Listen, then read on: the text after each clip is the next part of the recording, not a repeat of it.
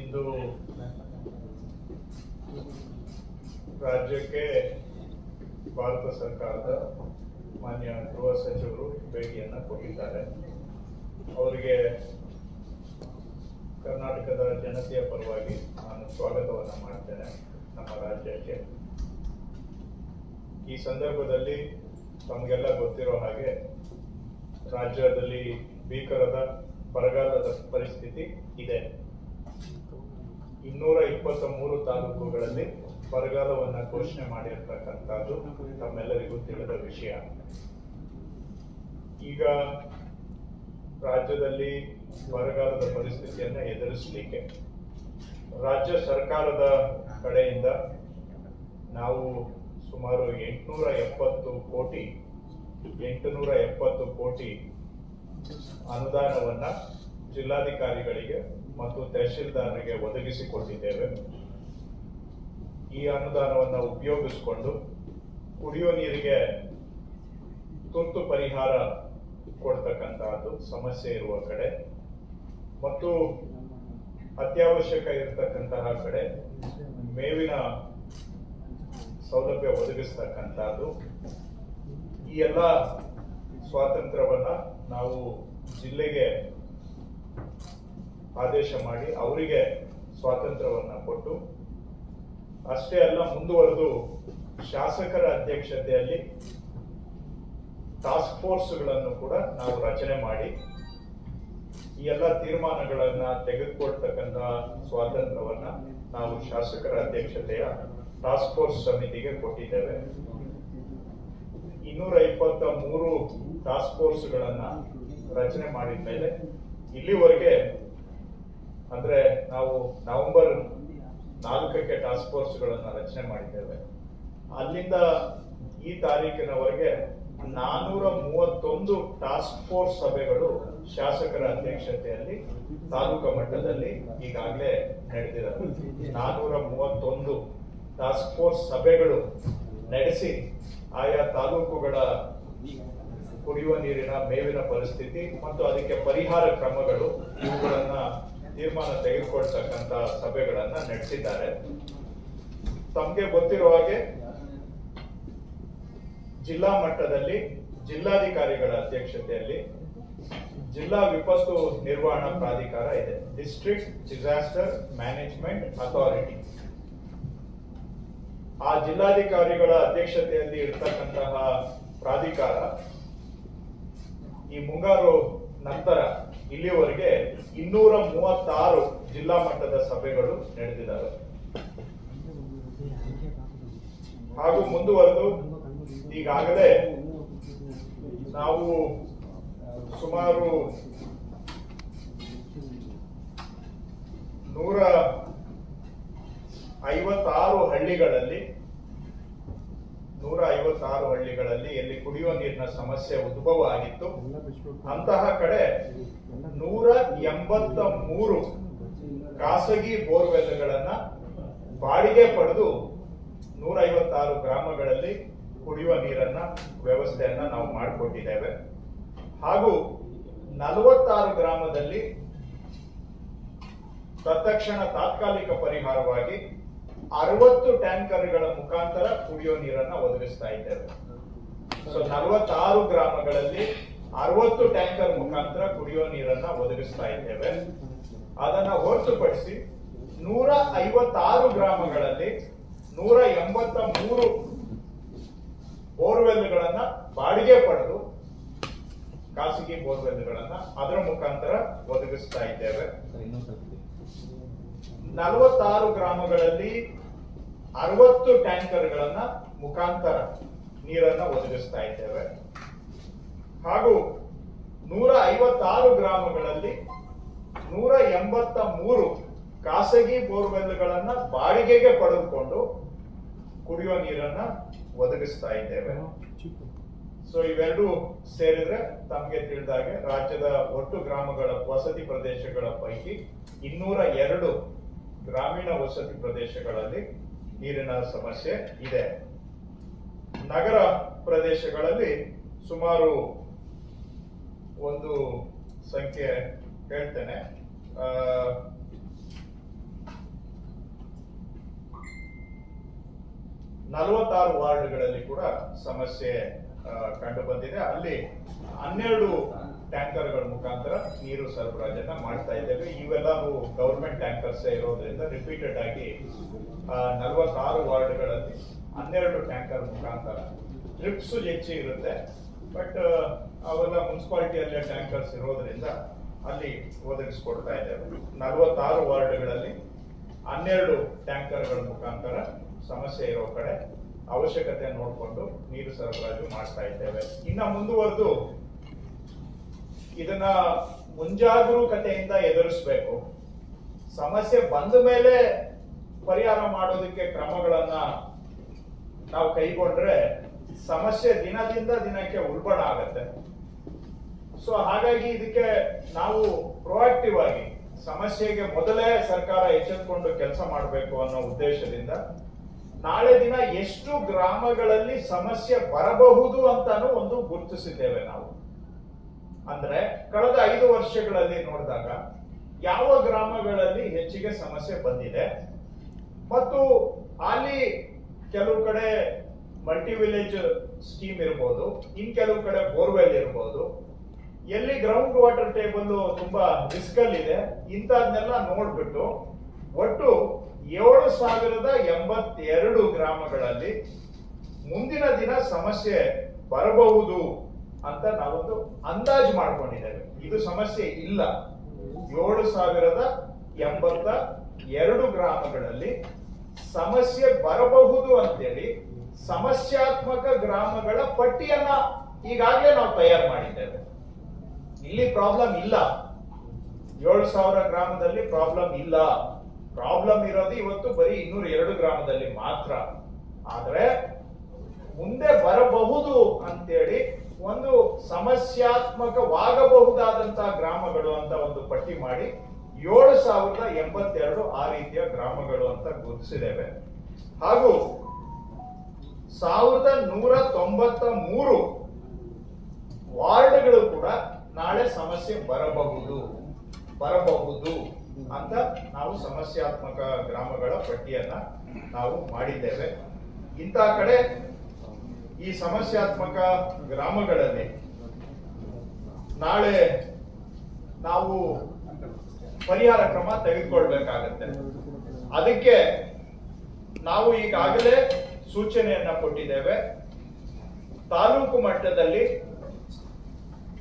ಕುಡಿಯುವ ನೀರಿನ ಟ್ಯಾಂಕರ್ ಸರಬರಾಜಿಗೆ ಎಲ್ಲಾ ಕಡೆನೂ ಕೂಡ ಟೆಂಡರ್ ಮಾಡಿ ಟ್ಯಾಂಕರ್ ಹೈಯರ್ ಮಾಡಿ, ಬಾಡಿಗೆಗೆ ಹೈಯರ್ ಮಾಡಿ ತಯಾರಿಟ್ಕೋಬೇಕು. ಯಾವ್ದಾದ್ರೂ ಗ್ರಾಮದಲ್ಲಿ ಸಮಸ್ಯೆ ಬಂದ್ರೆ 24 ಗಂಟೆ ಒಳಗಡೆ ಆ ಟ್ಯಾಂಕರ್ ಮುಖಾಂತರ ನೀರು ಸರಬರಾಜನ್ನ ತಯಾರು ಮಾಡಬೇಕು ಅಂತೇಳಿ ಈಗ ಎಲ್ಲಾ ಜಿಲ್ಲೆಗಳಲ್ಲೂ ಕೂಡ ಟ್ಯಾಂಕರ್ಗಳನ್ನ ಟೆಂಡರ್ ಪ್ರೋಸೆಸ್ ಅಲ್ಲಿದೆ. ಕೆಲವು ಜಿಲ್ಲೆಗಳಲ್ಲಿ ಈಗಾಗಲೇ ತಾಲೂಕುಗಳಲ್ಲಿ ಟ್ಯಾಂಕರ್ ಅನ್ನು ಕೂಡ ಟೆಂಡರ್ ಮಾಡಿ ರೆಡಿ ಇಟ್ಕೊಂಡಿದ್ದಾರೆ.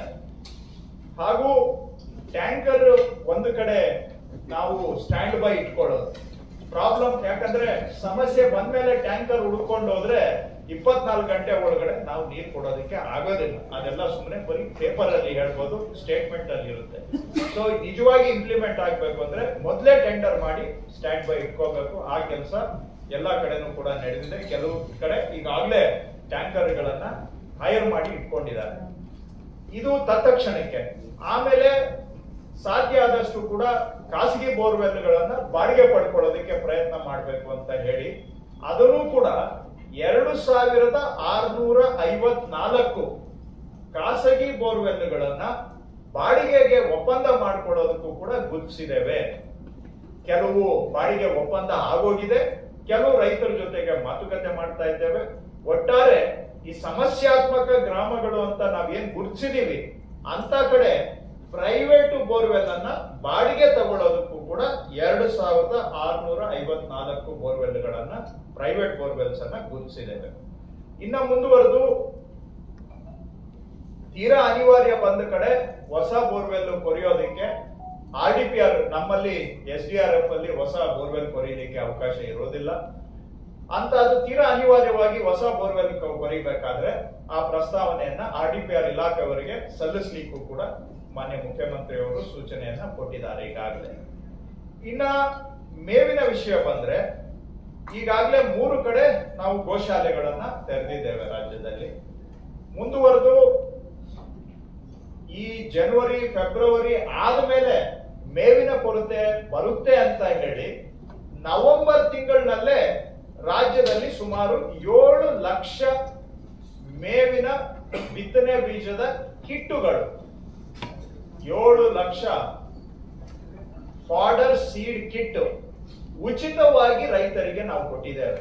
ನವೆಂಬರ್ ಅಲ್ಲಿ 7 ಲಕ್ಷ ಮೇವಿನ ಬಿತ್ತನೆ ಬೀಜದ ಕಿಟ್ ಅಂದ್ರೆ ಫ್ರೀ ಫಾಡರ್ ಸೀಡ್ ಕಿಟ್, ಮೇವಿನ ಬಿತ್ತನೆ ಬೀಜದ ಫ್ರೀ ಆಗಿ ರೈತರಿಗೆ ಕೊಟ್ಟಿದ್ದೇವೆ. 7 ಲಕ್ಷ ಕಿಟ್ಗಳನ್ನ ಕೊಟ್ಟಿದ್ದೇವೆ. ಅದು ಯಾಕೆ ಅಂದ್ರೆ ಅಲ್ಪ ಸ್ವಲ್ಪ ನೀರು ಇರೋರಿಗೆ ಕೊಟ್ಟಿದ್ದೇವೆ.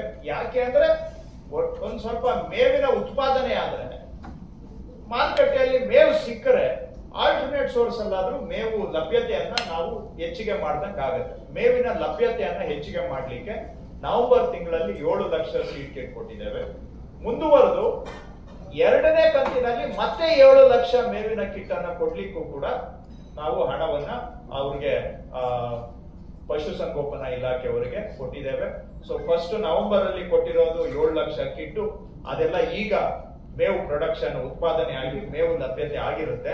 ಇವಾಗ ಕೊಡುವಂತಹದ್ದು ಸ್ವಲ್ಪ ಏಪ್ರಿಲ್ ಅಷ್ಟೊತ್ತಿಗೆ ಮತ್ತೆ ಮೇವಿನ ಕೊರತೆ ಬರುವಂತ ಟೈಮಿಗೆ ಇನ್ನಷ್ಟು ಮೇವು ಲಭ್ಯ ಆಗ್ಬೇಕು ಅಂತ ಹೇಳಿ ಮೇವಿನ ಕೊರತೆಯನ್ನ ನೀಗಿಸೋದಿಕ್ಕೆ, ಮುಂದೆ ಬರಬಹುದಾದಂತ ಮೇವಿನ ಕೊರತೆಯನ್ನ ನೀಗಿಸ್ಲಿಕ್ಕೆ ಈಗಾಗಲೇ ಕೊಟ್ಟಿರೋದು 7 ಲಕ್ಷ ಸೇರಿಸಿದ್ರೆ ಒಟ್ಟು 14 ಲಕ್ಷ ಮೇವಿನ ಕಿಟ್ಟಿಗೆ ನಾವು ಉಚಿತವಾಗಿ ರೈತರಿಗೆ ಕೊಡುವಂತಹ ಕೆಲಸವನ್ನು ಕೂಡ ಮಾಡಿದ್ದೇವೆ. ಸೊ ಅದಲ್ಲದೆ ಎಲ್ಲೆಲ್ಲಿ ನೀವು ಫಾಡರ್ ಬ್ಯಾಂಕ್ ಬೇಕು ಅಂದ್ರೆ ಮೇವಿನ ದಾಸ್ತಾನು ಇಟ್ಕೋಬೇಕು ಮತ್ತು ಎಲ್ಲಿ ಗೋಶಾಲೆ ಬೇಕು ಇದನ್ನ ಟಾಸ್ಕ್ ಫೋರ್ಸ್ ಅಲ್ಲಿ ಚರ್ಚೆ ಮಾಡಿ ಜಿಲ್ಲಾಧಿಕಾರಿಗಳು ತೀರ್ಮಾನ ತಗೊಂಡು ಅಲ್ಲಿ ಮೇವನ್ನ ಖರೀದಿ ಮಾಡಿ ಕೊಡ್ಲಿಕ್ಕೂ ಕೂಡ ಗೋಶಾಲೆಯಲ್ಲಿ ಉಚಿತವಾಗಿ ಮೇವುಗಳನ್ನ ಗ್ರಾಸುಗಳನ್ನ ಸಾಕ್ಲಿಕ್ಕೂ ಕೂಡ ನಾವು ಅಧಿಕಾರವನ್ನ ಸಂಪೂರ್ಣವಾಗಿ ಟಾಸ್ಕ್ ಫೋರ್ಸ್ಗೆ ಮತ್ತು ಜಿಲ್ಲಾಧಿಕಾರಿಗಳಿಗೆ ಒದಗಿಸಿಕೊಟ್ಟಿದ್ದೇವೆ. ಅದಕ್ಕೆ 870 ಕೋಟಿ ಹಣವನ್ನ ನಾವು ಈಗಾಗಲೇ ಕೊಟ್ಟಿದ್ದೇವೆ.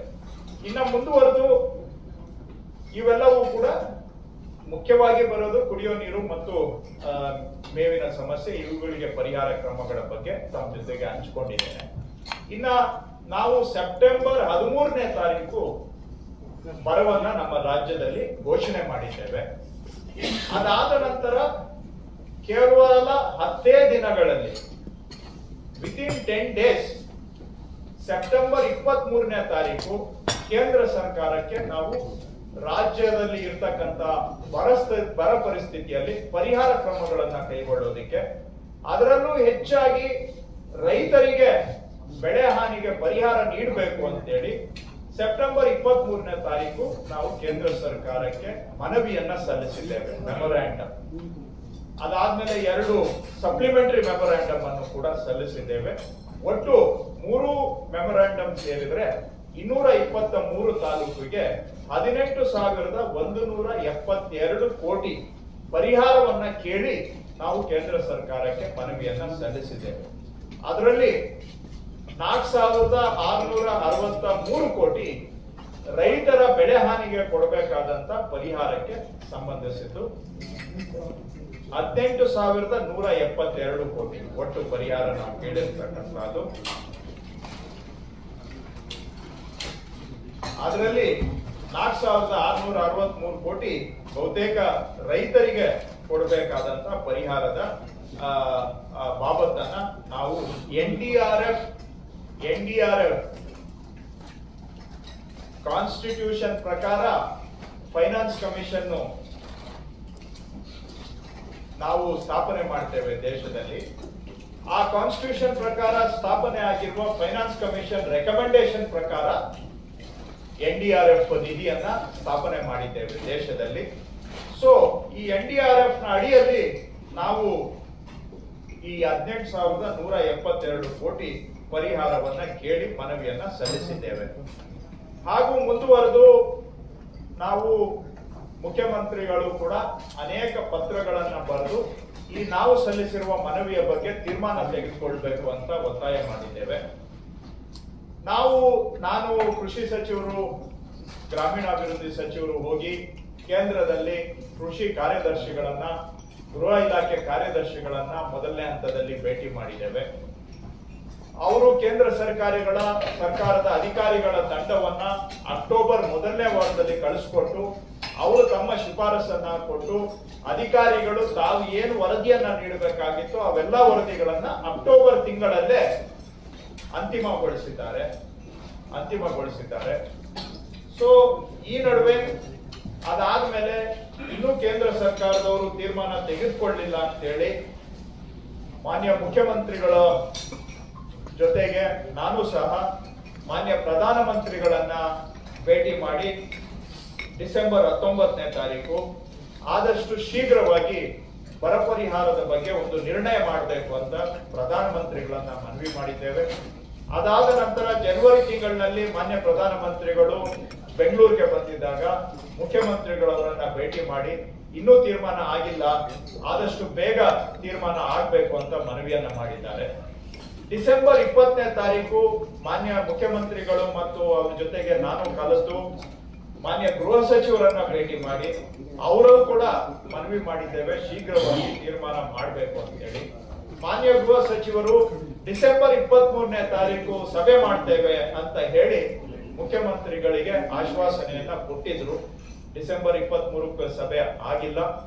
ಆ ನಂತರ ಜನವರಿ 16ಕ್ಕೆ ಸಭೆ ಮಾಡ್ತಾರೆ ಅಂತ ಸುದ್ದಿ ಬಂದಿತ್ತು. ಜನವರಿ 16ಕ್ಕೂ ಕೂಡ ಸಭೆ ಆಗಿಲ್ಲ. ನಾನು ಅದೇ ದಿನ ಡಿಸೆಂಬರ್ 20ನೇ ತಾರೀಕು ಕೇಂದ್ರದ ಕೃಷಿ ಸಚಿವರನ್ನ ಭೇಟಿ ಮಾಡಿ ಅವರು ಕೂಡ ಸದಸ್ಯರಿರ್ತಾರೆ, ಅವರನ್ನು ಮನವಿ ಮಾಡಿದ್ದೇವೆ. ನಾನು ಕೃಷಿ ಸಚಿವರು ಇಬ್ಬರು ಸೇರಿ ಕೇಂದ್ರದ ಹಣಕಾಸು ಸಚಿವರನ್ನು ಕೂಡ ಭೇಟಿ ಮಾಡಿ ಶೀಘ್ರವಾಗಿ ತೀರ್ಮಾನ ಮಾಡಬೇಕು ಅಂತ ಹೇಳಿ ರಾಜ್ಯದ ಜನತೆಯ ಪರವಾಗಿ ಅವರನ್ನು ನಾವು ಮನವಿ ಮಾಡಿದ್ದೇವೆ. ಇಷ್ಟೆಲ್ಲ ಆಗಿ ಇಲ್ಲಿವರೆಗೂ ಕೂಡ ಕೇಂದ್ರ ಸರ್ಕಾರ ಈ ಸಭೆಯನ್ನು ಕೂಡ ಮಾಡಿಲ್ಲ, ತೀರ್ಮಾನವನ್ನು ಕೂಡ ಕೈಗೊಂಡಿಲ್ಲ. ಸೊ ನಾವು ಕೇಂದ್ರ ಸರ್ಕಾರಕ್ಕೆ ಮನವಿಯನ್ನ ಕೊಟ್ಟಿದ್ದು ಸೆಪ್ಟೆಂಬರ್ 23ನೇ ತಾರೀಕು ನಾವು ಮನವಿಯನ್ನ ಕೊಟ್ಟಿದ್ದೇವೆ. ನಮ್ಮ ಮನವಿ ಇವತ್ತು ನಾವು ಫೆಬ್ರವರಿ 11ನೇ ತಾರೀಕಿನಲ್ಲಿ ಇದ್ದೇವೆ. ಸೊ ತಾವೇ ಲೆಕ್ಕ ಹಾಕುವ ಹಾಗೆ 4.5 ತಿಂಗಳು ಸಮಯ ಕಳೆದಿದೆ. ಕೇಂದ್ರ ಸರ್ಕಾರ ಇನ್ನೂ ಕೂಡ ನಾವು ಕೊಟ್ಟ ಮನವಿಯ ಬಗ್ಗೆ ಅಂತಿಮ ಒಂದು ತೀರ್ಮಾನವನ್ನ ತೆಗೆದುಕೊಂಡಿಲ್ಲ. ಏತನ್ಮಧ್ಯ ರೈತರು ಸಂಕಷ್ಟದಲ್ಲಿದ್ದಾರೆ. ಕಷ್ಟದಲ್ಲಿರುವ ರೈತರಿಗೆ ನಾವು ನೆರವಿಗೆ ಬರಬೇಕು. ಕೇಂದ್ರ ಸರ್ಕಾರ NDRF ನಡಿ ನಮಗೆ ಬರಬೇಕಾಗಿರ್ತಕ್ಕಂಥ ಹಣ ಕೊಡೋದು ವಿಳಂಬ ಆಗ್ತಾ ಇದೆ. ಇದರಿಂದ ರೈತರಿಗೆ ತೊಂದರೆ ಆಗ್ತಾ ಇದೆ. ತೊಂದರೆಯಲ್ಲಿ ಇರ್ತಕ್ಕಂಥ ರೈತರ ನೆರವಿಗೆ ಬರಬೇಕು ಅಂತೇಳಿ ಮಾನ್ಯ ಮುಖ್ಯಮಂತ್ರಿಗಳು ಒಂದು ಮೊದಲನೇ ಕಂತಿನ ಪರಿಹಾರವಾಗಿ 2,000 ರೂಪಾಯಿಗಳವರೆಗೆ ನಾವೇ ಅದನ್ನ ಹಣವನ್ನ ಕೊಡೋಣ ಅಂತ ತೀರ್ಮಾನವನ್ನ ಮಾಡಿದ್ದಾರೆ. ಆ ತೀರ್ಮಾನದ ಹಿನ್ನೆಲೆಯಲ್ಲಿ ಇಲ್ಲಿವರೆಗೂ ಕೂಡ 33 ಲಕ್ಷ ರೈತರಿಗೆ ನಾವು 628 ಕೋಟಿ ಹಣವನ್ನ ನೇರವಾಗಿ ರೈತರ ಅಕೌಂಟಿಗೆ ಹಾಕಿದ್ದೇವೆ. 33 ಲಕ್ಷ ರೈತರ ಅಕೌಂಟಿಗೆ ನೇರವಾಗಿ ಅಪ್ ಟು 2,000 ರೂಪಾಯಿವರೆಗೆ ಹಣವನ್ನ ನಾವು ಅವರ ಅಕೌಂಟಿಗೆ ಹಾಕಿದ್ದೇವೆ. 628 ಕೋಟಿ ಹಣವನ್ನ ರೈತರಿಗೆ ಮೊದಲನೇ ಕಂತಿನ ಪರಿಹಾರವಾಗಿ ಅವರ ಅಕೌಂಟಿಗೆ ನೇರವಾಗಿ ನಾವು ಹಾಕಿದ್ದೇವೆ. SDRF ಅಲ್ಲಿ ನಮ್ಮ ಹತ್ರನೇ ದುಡ್ಡಿತ್ತು, ಅದನ್ನೇ ನಾವು ಮುಂಗಡವಾಗಿ ಉಪಯೋಗಿಸಿಕೊಂಡು ಈ ಹಣವನ್ನ ರೈತರ ಅಕೌಂಟಿಗೆ ಹಾಕಿದ್ದೇವೆ. SDRF ಸ್ವಲ್ಪ ಸ್ಟೇಟ್ ಗವರ್ಮೆಂಟ್ ಬ್ಯಾಲೆನ್ಸ್ ಇದ್ದಿದ್ದನ್ನ ಸ್ಟೇಟ್ ಗವರ್ಮೆಂಟ್ ಇಂದ ತಗೊಂಡು ನಾವು ರೈತರ ಅಕೌಂಟಿಗೆ ಹಾಕಿದ್ದೇವೆ. ಹಾಗೂ 33 ಲಕ್ಷ ಇನ್ನ 1,60,000 ರೈತರದ್ದು ಅವರ ಅಕೌಂಟಿಗೆ ಹೋಗುವಂತ ಹಂತದಲ್ಲಿದೆ. ಕೆಲವರದು ಆಧಾರ್ ಅಲ್ಲಿ ಅವರ ಹೆಸರು ಮ್ಯಾಚ್ ಆಗದೆ ಹೋದಾಗ ಅಥವಾ ಹೆಸರಿಗೆ ಜಮೀನಿಗೆ ಮ್ಯಾಚ್ ಆಗದೆ ಹೋದಾಗ ಅದನ್ನ ವೆರಿಫೈ ಮಾಡಿ ನಾವು ಅವರ ಅಕೌಂಟಿಗೆ ಹಾಕ್ಬೇಕಾಗುತ್ತೆ. ಆ ವೆರಿಫಿಕೇಶನ್ ನಡೀತಾ ಇದೆ. ಈ 1,60,000 ಎಷ್ಟು ವೆರಿಫೈ ಆಗಿ ಬರುತ್ತೆ ಅಷ್ಟು ಇನ್ನು ಕೆಲವೇ ದಿನಗಳಲ್ಲಿ ಬ್ಯಾಲೆನ್ಸ್ ಇರೋದು ಕೂಡ ನಾವು ವೆರಿಫೈ ಆಗಿ ಪಕ್ಕ ಆಗಿದ್ದು ಅವ್ರ ಅಕೌಂಟಿಗೆ ಹೋಗುತ್ತೆ.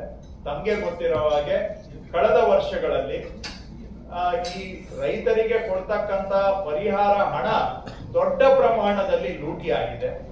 ಹೋದ್ ಸರ್ಕಾರದಲ್ಲಿ ಅವ್ರಿಗೆ ಗೊತ್ತಿದ್ರೂ ಕೂಡ ಆ ತಪ್ಪು ಮಾಡಿದಂತ ಅಧಿಕಾರಿಗಳ ಮೇಲೇನೂ ಕ್ರಮ ತಗೊಂಡಿರ್ಲಿಲ್ಲ ಅವರು ಕಳೆದ ಸರ್ಕಾರ. ಮತ್ತೆ ದುರುಪಯೋಗವನ್ನ ತಡೆಗಟ್ಟಲಿಕ್ಕೆ ಈ ಲೂಟಿಯನ್ನ ರೈತರಿಗೆ ಸಲ್ಲಬೇಕಾದಂತ ಹಣ ಯಾರೋ ಲೂಟಿ ಮಾಡ್ತಾ ಇದ್ದಾರೆ ಅಂತ ಗೊತ್ತಿದ್ರೂ ಕೂಡ ಅದನ್ನ ತಡೆಗಟ್ಟೋದಕ್ಕೂ ಅವ್ರೇನು ಮಾಡ್ಲಿಲ್ಲ. ಮತ್ತೆ ತಪ್ಪು ಮಾಡಿದ ಅಧಿಕಾರಿಗಳ ಮೇಲೇನೂ ಕ್ರಮ ತಗೊಳ್ಳಿಲ್ಲ. ದೂರುಗಳು ಬಂದಿದ್ರು ಕೂಡ ಅವುಗಳನ್ನ ಅಲ್ಲೇ ಬದಿಗಿಟ್ಟು ಈ ಹಣ ಪೋಲಾಗ್ಲಿಕ್ಕೆ ಪರೋಕ್ಷವಾಗಿ ಕಳೆದ ಸರ್ಕಾರ ಗೊತ್ತಿದ್ರು ಗೊತ್ತಿಲ್ದಂಗೆ ಗೊತ್ತಿದ್ರೂ ಕೂಡ ಇವ್ರ ಗಮನದಲ್ಲಿದ್ದು ಎನ್ಕ್ವೈರಿ ರಿಪೋರ್ಟ್ಸ್ ಬಂದು ದೂರುಗಳು ಬಂದಿದ್ರು ಕೂಡ ಅದನ್ನ ಮುಚ್ಚಾಕಿದ್ರು. ಈ ಬಾರಿ ನಾವು ಒಂದು ಯಾರು ತಪ್ಪು ಮಾಡಿದ್ದಾರೆ ಅಂತವ್ರ ಮೇಲೆ ಈಗ ಆಲ್ರೆಡಿ ಶಿಸ್ತು ತನಿಖೆಯನ್ನ ನಾವು ಆರಂಭ ಮಾಡಿದ್ದೇವೆ. ಅವ್ರ ಮೇಲೆ ಕ್ರಮ ತಗೊಳ್ಳೋದು ಒಂದು ಭಾಗ. ಆದ್ರೆ ಈ ಹಣ ದುರುಪಯೋಗ ಆಗದ ಹಾಗೆ ವ್ಯವಸ್ಥೆಯಲ್ಲೇ ನಾವು ಬದಲಾವಣೆಯನ್ನ ತಗೊಂಡು ಬಂದು ಆಟೋಮ್ಯಾಟಿಕ್ ಆಗಿ ಯಾರು ಬೆಳೆ ಇಟ್ಟಿದ್ದಾರೆ, ಯಾವ ಬೆಳೆ ಇಟ್ಟಿದ್ದಾರೆ ಆ ಬೆಳೆಗೆ ಸಂಬಂಧಪಟ್ಟ ಹಾಗೆ ರೈತರ ಅಕೌಂಟಿಗೆ ನೇರವಾಗಿ ಹೋಗುವಂತ ಒಂದು ವ್ಯವಸ್ಥೆಯನ್ನ ನಾವು ಮಾಡಿದ್ದೇವೆ. ಹಿಂದೆ ಏನಾಗ್ತಾ ಇತ್ತು, ಪರಿಹಾರ ಕೊಡಬೇಕು ಅಂದಾಗ ಅವರು ವಿಲೇಜ್ ಅಕೌಂಟೆಂಟ್ ಹತ್ರ ಹೋಗಿ ಅವ್ರದ್ದು ಹೆಸರು ಎಂಟರ್ ಮಾಡಿಸ್ಬೇಕಾಗಿತ್ತು. ಆವಾಗ ಕೆಲವರು, ಎಲ್ಲಾರು ತಪ್ಪು ಮಾಡಿಲ್ಲ, ಕೆಲವರು ಯಾರ ಹೆಸರು ಬೇಕಾದ್ರೂ ಎಂಟರ್ ಮಾಡಿದ್ದಾರೆ. ಯಾರ್ದೋ ಜಮೀನು ಯಾರಿಗೋ ಪರಿಹಾರ ಕೊಟ್ಟಿದ್ದಾರೆ. ಅವ್ರು ಇಟ್ಟಿರೋ ಬೆಳೆ ಬೇರೆ, ಬೇರೆ ಬೆಳೆಗೆ ಪರಿಹಾರ ಕೊಟ್ಟಿದ್ದಾರೆ. ನೀರಾವರಿ ಇದ್ದವ್ರಿಗೆ ಖುಷ್ಕಿ ಮಾಡಿದ್ದಾರೆ, ಖುಷ್ಕಿ ಇದ್ದವ್ರಿಗೆ ನೀರಾವರಿ ಅಂದ್ರೆ ಹೈಯರ್ ರೇಟ್ಗೆ ಕಾಂಪನ್ಸೇಷನ್ ಕೊಟ್ಟು ವ್ಯಾಪಕವಾಗಿ ಈ ಹಣ ದುರುಪಯೋಗ ಲೂಟಿ ಆಗಿದೆ. ನಾನು ತಮ್ಗೆ ಲಾಸ್ಟ್ ಟೈಮ್ ಹೇಳಿದಾಗೆ ಕಡೂರು ತಾಲೂಕು ಒಂದರಲ್ಲೇ 6 ಕೋಟಿ ರೂಪಾಯಿವರೆಗೂ ದುರುಪಯೋಗ ಆಗಿದೆ ಅಂತ ಪ್ರಾಥಮಿಕ ತನಿಖೆ. ಇದೇ ತರ ಚಿತ್ರದುರ್ಗದಲ್ಲಿ ಆಗಿದೆ, ಹಾವೇರಿಯಲ್ಲಿ ಆಗಿದೆ, ಕಲಬುರಗಿಯಲ್ಲಿ ಆಗಿದೆ, ಬೆಳಗಾಮಲ್ಲಿ ದೂರುಗಳು ಬಂದಿದಾವೆ. ಎಲ್ಲಾ ಕಡೆನೂ ಕೂಡ, ಹಾಸನದಲ್ಲೂ ಕೆಲವು ದೂರುಗಳು ಬಂದಿದಾವೆ. ಈ ತರ ವ್ಯಾಪಕವಾಗಿ ಈ ಬರ ಅಥವಾ ಪ್ರವಾಹ ಪರಿಹಾರ ಹಣ ದುರುಪಯೋಗ ಕಳೆದ ಸರ್ಕಾರದಲ್ಲಿ ಆಗಿದೆ. ಅನರ್ಹರಿಗೆ, ಯಾರು ಬೆಳೆನೇ ಇಟ್ಟಿಲ್ಲ ಅಂತವರಿಗೆ ಪರಿಹಾರ ಹೋಗಿದೆ. ಯಾರು ಬೆಳೆ ಇಟ್ಟಿದ್ರು ಅವ್ರಿಗೆ ಎಷ್ಟು ಸಿಗ್ಬೇಕಾಗಿತ್ತು ಅಷ್ಟು ಸಿಕ್ಕಿಲ್ಲ. ಇವೆಲ್ಲ ಏನಾಗಿತ್ತು, ಕೆಲವು ಅಧಿಕಾರಿಗಳ ವಿವೇಚನೆಗೆ ಬಿಟ್ಟಿತ್ತು. ಸೊ ರೈತರು ಪರಿಹಾರ ಸಿಗುವಂತಹದ್ದು ಯಾರ್ದೋ ಮರ್ಜಿಯಲ್ಲಿ ಸಿಗಬೇಕಾಗಿತ್ತು. ಈ ಬಾರಿ ನಾವೇನ್ ಮಾಡಿದ್ದೇವೆ, ಅದನ್ನ ಒಂದು ಹಕ್ಕಾಗಿ ಪರಿವರ್ತನೆ ಮಾಡಿದ್ದೇವೆ. ಪರಿಹಾರ ಸಿಗೋದು ಒಬ್ಬ ರೈತರು ಕೂಡ ಬಂದು ನಂಗೆ ಪರಿಹಾರ ಕೊಡಿ ಅಂತ ಅರ್ಜಿ ಕೊಡ್ಬೇಕಾಗಿಲ್ಲ. ಈ ಬಾರಿ ಅವ್ರದ್ದು ನಮ್ ಡೇಟಾ ಬೇಸ್ ಅಲ್ಲಿ ಎಂಟ್ರಿ ಮಾಡ್ಲಿಕ್ಕೆ ಮಾತ್ರ ಹೇಳಿದ್ದೇವೆ ಬಿಟ್ರೆ, ಪರಿಹಾರಕ್ಕೆ ಅರ್ಜಿ ಕೊಡೋ ವ್ಯವಸ್ಥೆಯನ್ನ ತೆಗೆದುಹಾಕಿ ಅವ್ರಿಗೆ ಇದು ಹಕ್ಕು, ಇದು ಅವರು ರೈತರು ಇದಕ್ಕೆ ಅವ್ರ ಎಂಟೈಟಲ್ಮೆಂಟ್, ಅವರ ಹಕ್ಕನ್ನ ತೆಗೆದುಕೊಳ್ಳೋ ರೀತಿಯಲ್ಲಿ ಪರಿಗಣಿಸಿ. ಯಾಕಂದ್ರೆ ನಾವು ಕೊಡುವಾಗ ಅವ್ರು ಬಂದು ನಮ್ಮನ್ನ ಅಂಗಲಾಚಿ ಕೇಳ್ಕೊಂಡು ಕೊಡುವಂತಹದ್ದು ಗೌರವ ಅಲ್ಲ, ಸ್ವಾಭಿಮಾನ ಅಲ್ಲ. ಯಾರು ಬೆಳೆ ಇಟ್ಟಿದ್ದಾರೆ, ಎಷ್ಟು ಬೆಳೆ ಇಟ್ಟಿದ್ದಾರೆ, ಅದಕ್ಕೆ ತಕ್ಕಂಗೆ ಅವ್ರಿಗೆ ಆಟೋಮ್ಯಾಟಿಕ್ ಆಗಿ ಪೇಮೆಂಟ್ ಆಗ್ಬೇಕು. ನಾವು ಕೊಡೋದು ಏನು ಅವರಿಗೆ ಏನೋ ಭಿಕ್ಷೆ ಕೊಟ್ಟ ಹಾಗೆ ಕೊಡುವಂತಹದ್ದು ಆಗಬಾರ್ದು. ಅವ್ರು ಬಂದು ಕೇಳಬೇಕು, ನಾವು ಅದನ್ನ ಏನೋ ಭಿಕ್ಷೆ ಕೊಟ್ಟಂಗೆ ಕೊಡುವಂತದ್ದು ಆಗಬಾರ್ದು ಅಂತೇಳಿ ನಾವು ನೇರವಾಗಿ ಬೆಳೆ ಸಮೀಕ್ಷೆ ಮಾಹಿತಿ ತಗೊಂಡು, ರೈತರದ್ದು ಆಧಾರ್ ಮಾಹಿತಿ ತಗೊಂಡು ಅವ್ರ ಅಕೌಂಟಿಗೆ ಇವತ್ತು ದುಡ್ಡು ಹಾಕುವಂತ ಒಂದು ಹಕ್ಕಾಗಿ ಇದನ್ನ ಪರಿವರ್ತನೆ ಮಾಡಿದ್ದೇವೆ. ಏನೋ ನಾವು ಅವ್ರು ಬಂದು ಕೇಳಿ ಪಡ್ಕೊಳ್ಳೋದ್ರ ಬದಲಾಗಿ ನಾವಾಗಿ ನಾವು ಕೊಡಬೇಕು ಅಂತ ಟ್ರಾನ್ಸ್ಪರೆಂಟ್ ಆಗಿನೂ ಕೂಡ ಇದನ್ನ ಮಾಡಿ ಸುಮಾರು 33 ಲಕ್ಷ ರೈತರ ಅಕೌಂಟಿಗೆ 628 ಕೋಟಿ ಈಗಾಗಲೇ ಅವರ ಅಕೌಂಟಿಗೆ ಹೋಗಿದೆ. ಮುಂದುವರೆದು ನಾನು ಹೇಳಿದ್ದೇನೆ ಎಲ್ಲ ಅಧಿಕಾರಿಗಳಿಗೆ, ಪ್ರತಿ ಗ್ರಾಮ ಪಂಚಾಯತಿಯಲ್ಲಿ ಯಾವ್ಯಾವ ರೈತರ ಅಕೌಂಟಿಗೆ ಎಷ್ಟು ದುಡ್ಡು ಹೋಗಿದೆ ಅಂತ ಅಲ್ಲಿ ಪ್ರಕಟ ಮಾಡಬೇಕು. ಯಾಕಂದ್ರೆ ಯಾರಿಗ ಹೋಗಿದೆ, ಯಾರಿಗ ಹೋಗಿಲ್ಲ, ಸರಿಯಾಗಿರೋರಿಗೆ ಹೋಗಿದ್ಯಾ, ಇದರಲ್ಲೂ ಏನಾದ್ರೂ ನ್ಯೂನ್ಯತೆ ಇದೆಯಾ, ತಪ್ಪಾಗಿದ್ಯಾ, ಇದೆಲ್ಲ ಸಾರ್ವಜನಿಕರ ಮುಂದೆ ತೆಗೆದು ಇಡಬೇಕು. ನಾವು ಯಾವುದು ಕಣ್ಣು ಕಟ್ಟು ವ್ಯವಹಾರ ಆಗಬಾರ್ದು, ಮುಚ್ಚಿಡಬಾರ್ದು. ಏನಾದ್ರೂ ತಪ್ಪಾಗಿದ್ರೆ ಇವತ್ತು ಕೂಡ ಜನ ನೋಡ್ಬೇಕು, ಅದನ್ನ ತಪ್ಪಾಗಿರೋದನ್ನ ಸರಿ ಮಾಡ್ಕೊಳ್ಳೋದಕ್ಕೆ ಸರ್ಕಾರದ ಗಮನಕ್ಕೂ ಬರಬೇಕು. ಆ ಕಾರಣಕ್ಕೆ ಎಲ್ಲಾ ಗ್ರಾಮ ಪಂಚಾಯಿತಿಗಳಲ್ಲಿ ಇದನ್ನ ಪ್ರಕಟ ಮಾಡಬೇಕು ಅಂತ ನಾನು ಸೂಚನೆ ಕೊಟ್ಟಿದ್ದೇನೆ. ಕೆಲವು ಜಿಲ್ಲೆಗಳಲ್ಲಿ ಆಲ್ರೆಡಿ ಪ್ರಕಟ ಮಾಡಿದ್ದಾರೆ, ಕೆಲವು ಜಿಲ್ಲೆಗಳಲ್ಲಿ ಇನ್ನ ಬ್ಯಾಲೆನ್ಸ್ ಏನು 1.5 ಲಕ್ಷ ಇದೆಯಲ್ಲ ಅವ್ರದ್ದು ಬಂದ್ಬಿಡ್ಲಿ ಸರ್, ಅವ್ರದ್ದು ಸೇರಿಸಿ ಹಾಕಿದ್ರೆ ಜನ ಇಲ್ಲ ಅಂದ್ರೆ ಅವ್ರು ಬಂದು ನಮ್ಮ ಮೇಲೆ ಗಲಾಟೆ ಮಾಡ್ತಾರೆ, ಅನಗತ್ಯವಾಗಿ ಗೊಂದಲ ಆಗುತ್ತೆ. ಕೆಲವ್ರಿಗೆ ಒಂದು 2% ಉಳಿದಿರ್ತಾರೆ, ಅವ್ರಿಗೆ ಬರ್ಲಿಲ್ಲ ಅಂದ್ರೆ ನನಗ್ ಬಂದಿಲ್ಲ ಅಂತ ಅವರಿಂದ ಆಕ್ಷೇಪ ಬಂದಾಗ ಓವರ್ ಆಲ್ ಪ್ರಕ್ರಿಯೆ ಮೇಲೆ ಒಂದು ಸ್ವಲ್ಪ ಮೋಡ ಬಂದಂಗ ಆಗ್ಬಿಡುತ್ತೆ. ಆಗ್ತೀವಿ, ಬಟ್ ಎಲ್ಲಾ ಗ್ರಾಮ ಪಂಚಾಯತಿಯಲ್ಲೂ ಕಡ್ಡಾಯವಾಗಿ ಈ ಪಟ್ಟಿಯನ್ನ ಪ್ರಕಟ ಮಾಡಬೇಕು ಅನ್ನೋ ಸೂಚನೆಯನ್ನ ಕೊಟ್ಟಿದ್ದೇವೆ. ಯಾಕೆಂದ್ರೆ ಇದು ಪಾರದರ್ಶಕವಾಗಿ ಆಗ್ಬೇಕು. ಎರಡನೇ ಸೂಚನೆ ನಾನು ಕೊಟ್ಟಿರೋದು, ಇಷ್ಟೆಲ್ಲ ಆಗಿನೂ ಕೂಡ ಯಾವ್ದಾದ್ರು ರೈತರು ಬಿಟ್ಟು ಹೋಗಿದ್ರೆ ನಾನು ತಮ್ಮ ಮುಖಾಂತರ ಮನವಿ ಮಾಡ್ತಾ ಇದ್ದೇನೆ, ಅವರು ಕೃಷಿ ಇಲಾಖೆಯ ರೈತ ಸಂಪರ್ಕ ಕೇಂದ್ರವನ್ನಾದ್ರೂ ಸಂಪರ್ಕ ಮಾಡಿ, ಅಥವಾ ಕಂದಾಯ ಇಲಾಖೆಯ ಅವರು ವಿಲೇಜ್ ಅಕೌಂಟೆಂಟ್ ಅಥವಾ ನಮ್ಮ ನಾಡ ಕಚೇರಿಯನ್ನ ಸಂಪರ್ಕ ಮಾಡಿದ್ರೆ ಅವರ ಅರ್ಹತೆಯನ್ನ ನಾವು ಪರಿಶೀಲನೆ ಮಾಡಿ, ಅರ್ಹರಿರ್ತಕ್ಕಂಥ ಅವರು ಬಿಟ್ಟು ಹೋಗಿದ್ರೆ ಈಗಲೂ ಕೂಡ ಅದನ್ನ ಸೇರಿಸೋದಕ್ಕೆ ಸಂಪೂರ್ಣ ಅವಕಾಶ ಇದೆ.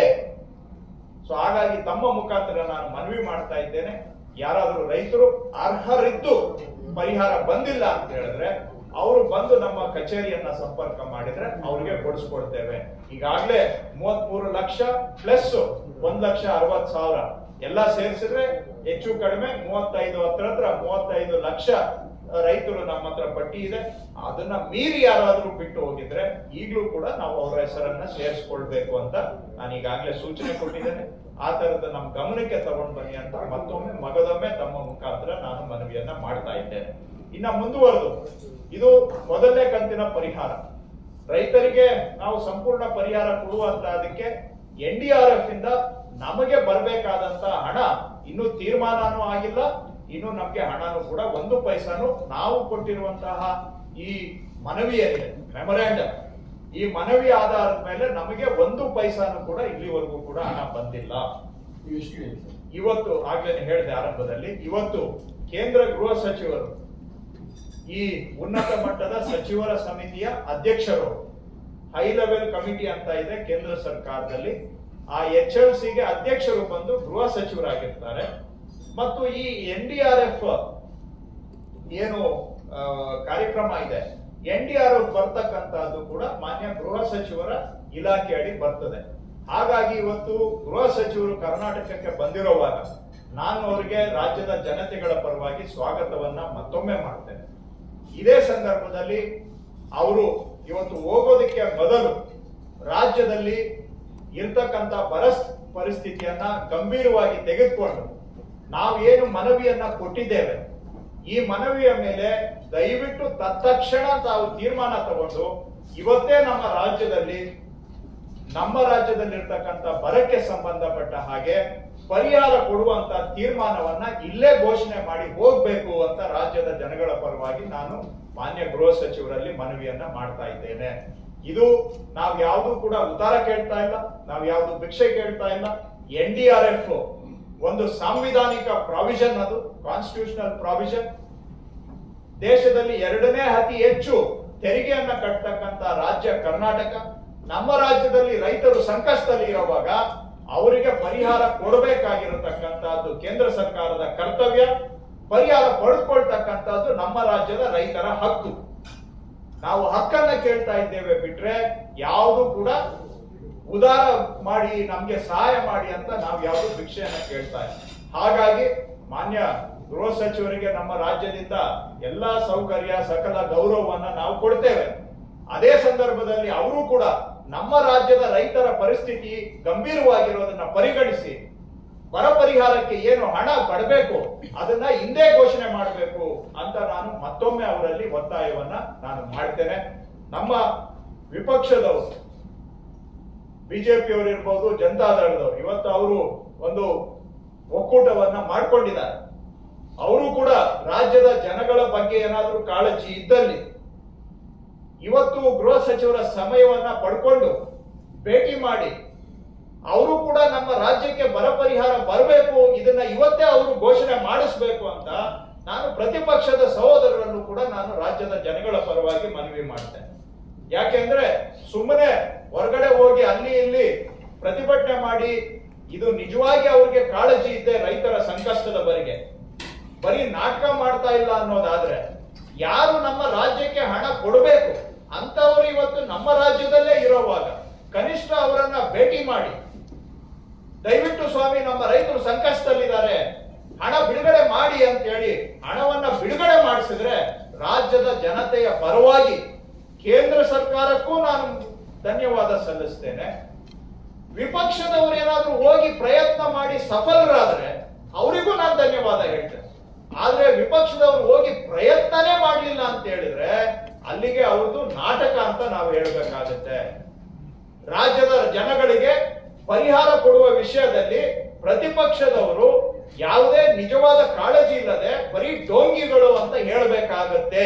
ಅವ್ರೇನಾದ್ರೂ ಪ್ರಯತ್ನ ಮಾಡಲಿಲ್ಲ ಅಂತ ಹೇಳಿದ್ರೆ ಗೃಹ ಸಚಿವರು ಬಹುಶಃ ಇವತ್ತು ಪೂರ್ತಿ ದಿನ ಕರ್ನಾಟಕದಲ್ಲಿ ಇದ್ದಾರೆ ಅಂತ ಮಾಹಿತಿ.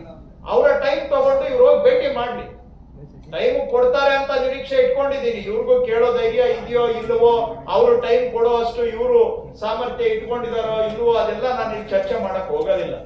ರಾಜ್ಯದ ಜನಗಳ ಹಿತ ಮುಖ್ಯ, ನಮ್ಗೆ ರಾಜಕೀಯ ಮುಖ್ಯ ಅಲ್ಲ.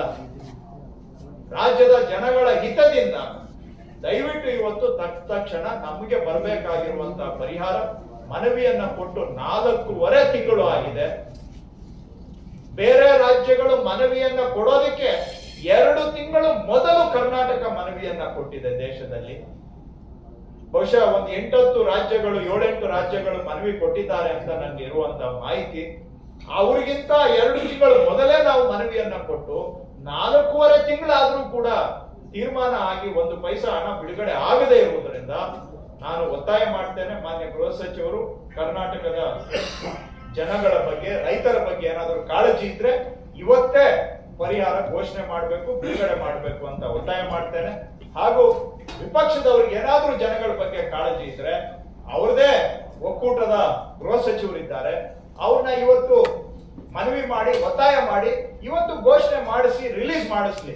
ನಾವು ಕೂಡ ಅವಾಗ ಅವ್ರಿಗೆ ಕಾಳಜಿ ಇದೆ ಅಂತ ಒಪ್ತೇವೆ, ಅವ್ರಿಗೆ ಧನ್ಯವಾದ ಹೇಳ್ತೇವೆ. ಇಲ್ಲ ಅಂತ ಹೇಳಿದ್ರೆ ಇವರಿಗೆ ರಾಜ್ಯದ ಜನಗಳ ಬಗ್ಗೆ ಯಾವುದೇ ಕಾಳಜಿ ಇಲ್ಲ, ನಾಟಕ ಮಾಡ್ತಾ ಇದ್ದಾರೆ ಅಂತ ಹೇಳ್ಬೇಕಾಗುತ್ತೆ. ಅದು ನಮ್ಮ ಉದ್ದೇಶ ಅಲ್ಲ. ನಮ್ಗೆ ರೈತರಿಗೆ ಪರಿಹಾರ ಕೊಡಬೇಕು, ಇದು ನಮ್ಮ ಉದ್ದೇಶ. ಹಾಗಾಗಿ ತಮ್ಮ ಮುಖಾಂತರ ನಾಡಿನ ಜನತೆಯ ಪರವಾಗಿ ಮಾನ್ಯ ಗೃಹ ಸಚಿವರಲ್ಲಿ ಮತ್ತೊಮ್ಮೆ ಮನವಿ ಮಾಡ್ತೇನೆ, ದಯವಿಟ್ಟು ಕರ್ನಾಟಕಕ್ಕೆ ಬರಬೇಕಾಗಿರ್ತಕ್ಕಂಥ ಬರ ಪರಿಹಾರ ತತ್ಕ್ಷಣ ತಾವು ಬಿಡುಗಡೆ ಮಾಡಿ ಹೋಗ್ಬೇಕು ಅಂತ ಅವರಲ್ಲಿ ಮನವಿ ಮಾಡ್ತೇನೆ. ನಾವೇ ಹೇಳಿದ ಹಾಗೆ ಕರ್ನಾಟಕದಲ್ಲಿ 7 ರಾಜ್ಯಗಳು ಬೇರೆ ಯಾವ ರಾಜ್ಯಗಳಿಗೂ ಮೀಟಿಂಗ್ ಬೇರೆ ಯಾವ ರಾಜ್ಯಗಳಿಗೂ ಹಣ ಬಂದಿಲ್ಲ ನೋಡಿ. ನಾವು ಆದ್ರೆ ಬೇರೆ ಯಾವುದೂ ರಾಜ್ಯ ಮನವಿ ಕೊಡೋದಕ್ಕೆ ಮೊದಲು ನಾವು 2 ತಿಂಗಳ ಮೊದಲು ಮನವಿ ಕೊಟ್ಟಿದ್ದೇವೆ. ಬೇರೆ ರಾಜ್ಯಕ್ಕೆ ಕೊಡೋದು ಬಿಡೋದು ಅವ್ರ ವಿಷಯ, ಅದ್ರ ಬಗ್ಗೆ ನಾನು ಮಾತಾಡ್ಲಿಕ್ಕೆ ಹೋಗೋದಿಲ್ಲ. ಆದ್ರೆ ನಾವು ಮನವಿಯನ್ನ ಕೊಟ್ಟು 4.5 ತಿಂಗಳಾಗಿದೆ. ಸೆಪ್ಟೆಂಬರ್ 23ನೇ ತಾರೀಕು, ಬೇಕಾದ್ರೆ ನಿಮ್ಗೆ ಕಾಪಿನೂ ಇದೆ, ನಾನು ಕೊಡ್ತೇನೆ. 23ನೇ ತಾರೀಕು ನಾವು ಮೆಮೊರಾಂಡಮ್ ಅನ್ನ ಕೊಟ್ಟು 4.5 ತಿಂಗಳಾದ್ರೂ ಕೂಡ ನಮ್ಗೆ ಪರಿಹಾರ ಬಂದಿಲ್ಲ ಅನ್ನೋದು ನಮ್ಮ ವಿಚಾರ. ಬೇರೆ ರಾಜ್ಯಗಳು ಕೂಡ ಕೊಟ್ಟಿದ್ದಾರೆ. ಆಂಧ್ರ ಪ್ರದೇಶದಲ್ಲಿ ಕೆಲವು ಜಿಲ್ಲೆಗೆ ಕೊಟ್ಟಿದ್ದಾರೆ, ಮಹಾರಾಷ್ಟ್ರದಲ್ಲಿ ಕೆಲವು ಜಿಲ್ಲೆಗೆ ಕೊಟ್ಟಿದ್ದಾರೆ ಅಂತ ನಮ್ಗೆ ಇರುವಂತಹ ಮಾಹಿತಿ. ಕೇರಳದಲ್ಲಂತೂ ನಮ್ಗಿಂತ ಜಾಸ್ತಿ ಮಳೆ ಕೊರತೆ ಇತ್ತು. ಅವ್ರು ಕೊಟ್ಟಿದಾರೋ ಇಲ್ವೋ ಅದು ಅವ್ರಿಗೆ ಬಿಟ್ಟಿದ್ದು. ಏನಾದ್ರೂ ಇರ್ಲಿ, ಬೇರೆ ರಾಜ್ಯ ಕೊಡೋದಕ್ಕಿಂತ 2 ತಿಂಗಳು ಮೊದಲು ನಾವು ಕೊಟ್ಟು 4.5 ತಿಂಗಳಾದ್ರೂ ನಮ್ಮ ಮನವಿಯನ್ನ ಪೆಂಡಿಂಗ್ ಇಡೋದಕ್ಕೆ ಕಾರಣ ಏನು? ನಮ್ಮ ರೈತರು ಸಂಕಷ್ಟದಲ್ಲಿದ್ದಾರೆ. ನಾವೇನೋ ಸ್ವಲ್ಪ ಪರಿಹಾರ ಕೊಡೋಣ ಅಂತ ಒಂದು ಕಂತು ಕೊಟ್ಟಿದ್ದೇವೆ. ಆದ್ರೆ ಇದು ಕೇಂದ್ರ ಸರ್ಕಾರದ ಕರ್ತವ್ಯ, ಡ್ಯೂಟಿ, ಅವರು ಕಾನ್ಸ್ಟಿಟ್ಯೂಷನಲ್ ಅಪ್ಲಿಕೇಶನ್, ಇದು ಸಾಂವಿಧಾನಿಕ ಜವಾಬ್ದಾರಿ ಇರೋವಾಗ್ಲೂ ಕೂಡ ಕಷ್ಟದಲ್ಲಿರುವಾಗ ಜನಗಳ ನೆರವಿಗೆ ಬರಬೇಕಾಗಿರೋದು ಅವರ ಜವಾಬ್ದಾರಿ ಇದೆ. ಆ ಜವಾಬ್ದಾರಿಯನ್ನ ನಿರ್ವಹಣೆ ಮಾಡಬೇಕು. ನಮಗೆ ವಿಳಂಬ ಆಗಿದೆ, ನಮ್ದು ಬೇಗ ಕೊಡಿ ಅಂತ ನಾವು ಒತ್ತಾಯ. ಕೇಂದ್ರ ವಿಳಂಬ ಮಾಡಲಿಕ್ಕೆ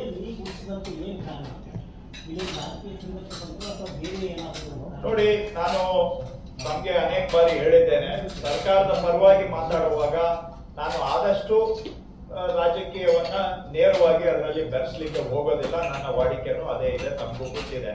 ಯಾಕೆ ಬೆರ್ಸಕ್ ಹೋಗೋದಿಲ್ಲ ನೇರವಾಗಿ ಅಂದ್ರೆ, ರಾಜಕೀಯ ಮಾತಾಡುವಾಗ ರಾಜಕೀಯ ಮಾತಾಡ್ತೇವೆ, ಆದ್ರೆ ಸರ್ಕಾರದ ಪರವಾಗಿ ಮಾತಾಡುವಾಗ ನಮ್ಗೊಂದು ಪ್ರಜ್ಞೆ ಇದೆ. ನಾವೇನೋ ಮಾತಾಡಿ ಯಾರು ಬೇರೆಯವ್ರದ್ದೇ ತಪ್ಪಿರ್ಲಿ, ನಾವೇನೋ ನಮ್ಮ ಮಾತಿನಿಂದ ನಮ್ಮ ಜನಗಳಿಗೆ ತೊಂದರೆ ಆಗಬಾರದು.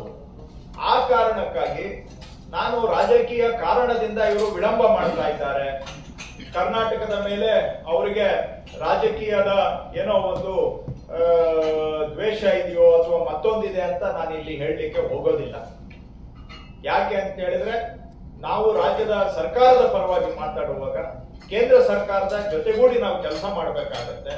ಸೊ ಪಕ್ಷದ ವೇದಿಕೆಯಲ್ಲಿ ನಾವು ಏನ್ ಬೇಕೋ ಮಾತಾಡ್ತೇವೆ ವಿಳಂಬದ ಬಗ್ಗೆ, ಆದ್ರೆ ರಾಜ್ಯದ ಸರ್ಕಾರದ ಪ್ರತಿನಿಧಿಯಾಗಿ ಕೇಂದ್ರ ಸರ್ಕಾರದ ಜೊತೆಗೂಡಿ ನಾವು ಕೆಲಸ ಮಾಡಬೇಕು. ಇಬ್ಬರು ಸೇರಿ ಜನಗಳ ನೆರವಿಗೆ ಬರಬೇಕು.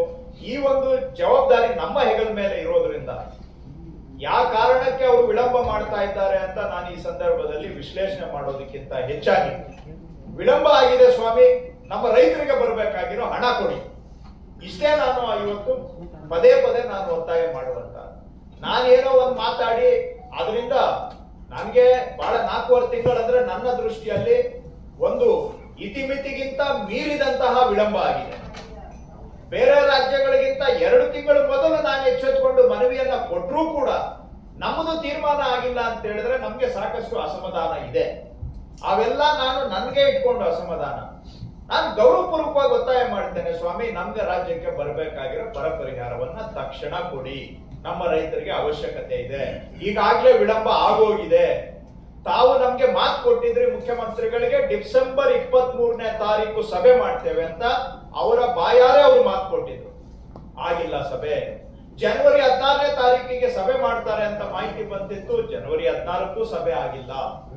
ಅಧಿಕಾರಿಗಳ ವರದಿ ಎಲ್ಲವೂ ಕೂಡ ಅಕ್ಟೋಬರ್ ತಿಂಗಳಿನಲ್ಲೇ ಸಚಿವರಿಗೆ ಬಂದಿದ್ದು. ಅಕ್ಟೋಬರ್ ಆದ್ಮೇಲೆ ನವೆಂಬರ್, ಡಿಸೆಂಬರ್, ಜಾನ್ವರಿ, ಫೆಬ್ರವರಿ ಅರ್ಧ ಆಗ್ಲಿಕ್ಕೆ ಬಂತು. 3.5 ತಿಂಗಳು ಸುಮ್ಮನೆ ಒಂದು ತೀರ್ಮಾನ ತಗೊಳ್ಳದೆ ಕಡತವನ್ನ ತಮ್ಮ ಕಚೇರಿಯಲ್ಲಿ ಇಟ್ಕೊಳ್ಳೋದು ಜನಗಳನ್ನ ಮತ್ತಷ್ಟು ಸಂಕಷ್ಟಕ್ಕೆ ದೂಡುತ್ತಾಗ ಆಗುತ್ತೆ. ಈಗಾಗಲೇ ಜನಗಳು ಬಿಕ್ಕಟ್ಟಿನಲ್ಲಿದ್ದಾರೆ, ಮತ್ತಷ್ಟು ಅವರಿಗೆ ನಾವು ಹೊರೆ ಆಗೋದು ಬೇಡ. ಬಿಕ್ಕಟ್ಟಿನಲ್ಲಿರುವ ರೈತರ ನೆರವಿಗೆ ಬರೋಣ. ಈ ದೃಷ್ಟಿಯಿಂದ ಇದರಲ್ಲಿ ರಾಜಕೀಯವನ್ನ ಬದಿಗಿಟ್ಟು, ಕರ್ನಾಟಕದಲ್ಲಿ ಕಳೆದ ಚುನಾವಣೆಯಲ್ಲಿ ಬಿಜೆಪಿ ಸೋತಿದೆ ಅನ್ನುವಂತ ಭಾವನೆ ಅವರಿಗೆ ಇರಬಹುದು, ಆದ್ರೆ ಆ ಸಿಟ್ಟನ್ನ ನೀವು ರೈತರ ಮೇಲೆ ತೀರಿಸಿಕೊಳ್ತಕ್ಕಂತಹದ್ದು ನ್ಯಾಯ ಅಲ್ಲ ಅನ್ನುವಂತಹದ್ದು ನನ್ನ ಅಭಿಪ್ರಾಯ. ಹಾಗಾಗಿ ಪ್ರಜಾಪ್ರಭುತ್ವದಲ್ಲಿ ಜನಗಳ ತೀರ್ಪನ್ನ ನೀವು ಆಧಾರವಾಗಿ ಇಟ್ಕೊಂಡು ತೀರ್ಮಾನ ಮಾಡುವಂತಹದ್ದು ಬಿಡುವಂತಹದ್ದು ಯಾರಿಗೇ ಆಗಲಿ ಪ್ರಜಾಪ್ರಭುತ್ವಕ್ಕೆ ಶೋಭೆ ಅಲ್ಲ, ಒಳ್ಳೆಯದು ಅಲ್ಲ, ಅದು ವಿರೋಧಿ ಆಗುತ್ತೆ. ಹಾಗಾಗಿ ಕಾರಣಗಳು ವಿಶ್ಲೇಷಣೆ ಮಾಡೋದಕ್ಕೆ ನಾನು ಹೋಗದೆ ಮತ್ತೊಮ್ಮೆ ನಾನು ರಿಪೀಟ್ ಮಾಡ್ತೇನೆ, 4ನೇ ಬಾರಿಗೆ 5ನೇ ಬಾರಿಗೆ, ದಯವಿಟ್ಟು ನಮ್ಮ ರಾಜ್ಯ ಇವತ್ತು ರೈತರು ಕಷ್ಟದಲ್ಲಿದ್ದಾರೆ. ಆ ಕಷ್ಟದಲ್ಲಿರುವ ರೈತರ ನೆರವಿಗೆ ಬನ್ನಿ. ನಾವು ಯಾವುದು ಉತ್ತಾರ ಕೇಳ್ತಾ ಇಲ್ಲ, ಯಾವುದು ನಿಮ್ಮ ಭಿಕ್ಷೆ ಕೇಳ್ತಾ ಇಲ್ಲ. ನಾವು ದೇಶದಲ್ಲಿ 2ನೇ ಅತಿ ಹೆಚ್ಚು ತೆರಿಗೆ ಕಟ್ಟತಕ್ಕಂತ ರಾಜ್ಯ ನಮ್ಮದು. NDRF ಏನಿದೆ ಇದು ಸಾಂವಿಧಾನಿಕ ಕಡ್ಡಾಯ. ಇದು ಸಂವಿಧಾನದ ಆಧಾರದಲ್ಲಿ ನಿಗದಿಯಾಗಿರ್ತಕ್ಕಂತ ಒಂದು ಕಾರ್ಯಕ್ರಮ NDRF. ಇದರಲ್ಲಿ ಹಣವನ್ನ ಕೊಡ್ತಕ್ಕಂತಹದ್ದು ಕೇಂದ್ರ ಸರ್ಕಾರದ ಕರ್ತವ್ಯ, ಡ್ಯೂಟಿ, ಕೊಡ್ಲೇಬೇಕು. ಈ ಹಣ ಪಡ್ಕೊಳ್ತಕ್ಕಂತಹದ್ದು ಕರ್ನಾಟಕದ ಹಕ್ಕು. ನಾವು ದೇಶಕ್ಕೆಲ್ಲ ಟ್ಯಾಕ್ಸ್ ಕಟ್ಟಿ ನಮ್ಮ ರೈತರು ಕಷ್ಟದಲ್ಲಿರುವಾಗ ಇಷ್ಟು ದಿನ ಕಾಯ್ಬೇಕು ಅಂತ ಹೇಳಿದ್ರೆ ಎಲ್ಲೋ ಒಂದು ಕಡೆ ರಾಜ್ಯದ ಜನಗಳ ತಾಳ್ಮೆಯನ್ನು ಕೂಡ ಪರೀಕ್ಷೆ ಮಾಡ್ದಂಗೆ ಆಗುತ್ತೆ. ಇಲ್ಲಿವರೆಗೂ ಜನರು ತಾಳ್ಮೆಯಿಂದ ಇದ್ದಾರೆ. ನಾವು ಕೂಡ ಭೇಟಿ ಮಾಡಿ ಒಂದಲ್ಲ 4 ಬಾರಿ ಭೇಟಿ ಮಾಡಿ ನಮ್ಮ ಎಲ್ಲಾ ಪ್ರಯತ್ನಗಳನ್ನ ಮಾಡಿನೂ ಕೂಡ ಈ ರೀತಿ ನಮ್ಮ ಕರ್ನಾಟಕವನ್ನ ನಿರ್ಲಕ್ಷ್ಯ ಮಾಡಿದ್ರೆ ಇದು ಕರ್ನಾಟಕದ ಜನಗಳಿಗೆ ಮಾಡಿದಂತ ದ್ರೋಹ ಆಗುತ್ತೆ, ಅನ್ಯಾಯ ಆಗುತ್ತೆ. ಆ ರೀತಿ ಮಾಡಬೇಡಿ. ತೀರ್ಮಾನ ಮಾಡಿ, ಇವತ್ತೇ ಘೋಷಣೆ ಮಾಡಿ. ಅಮಿತ್ ಶಾ ಹೇಳಿದ್ರು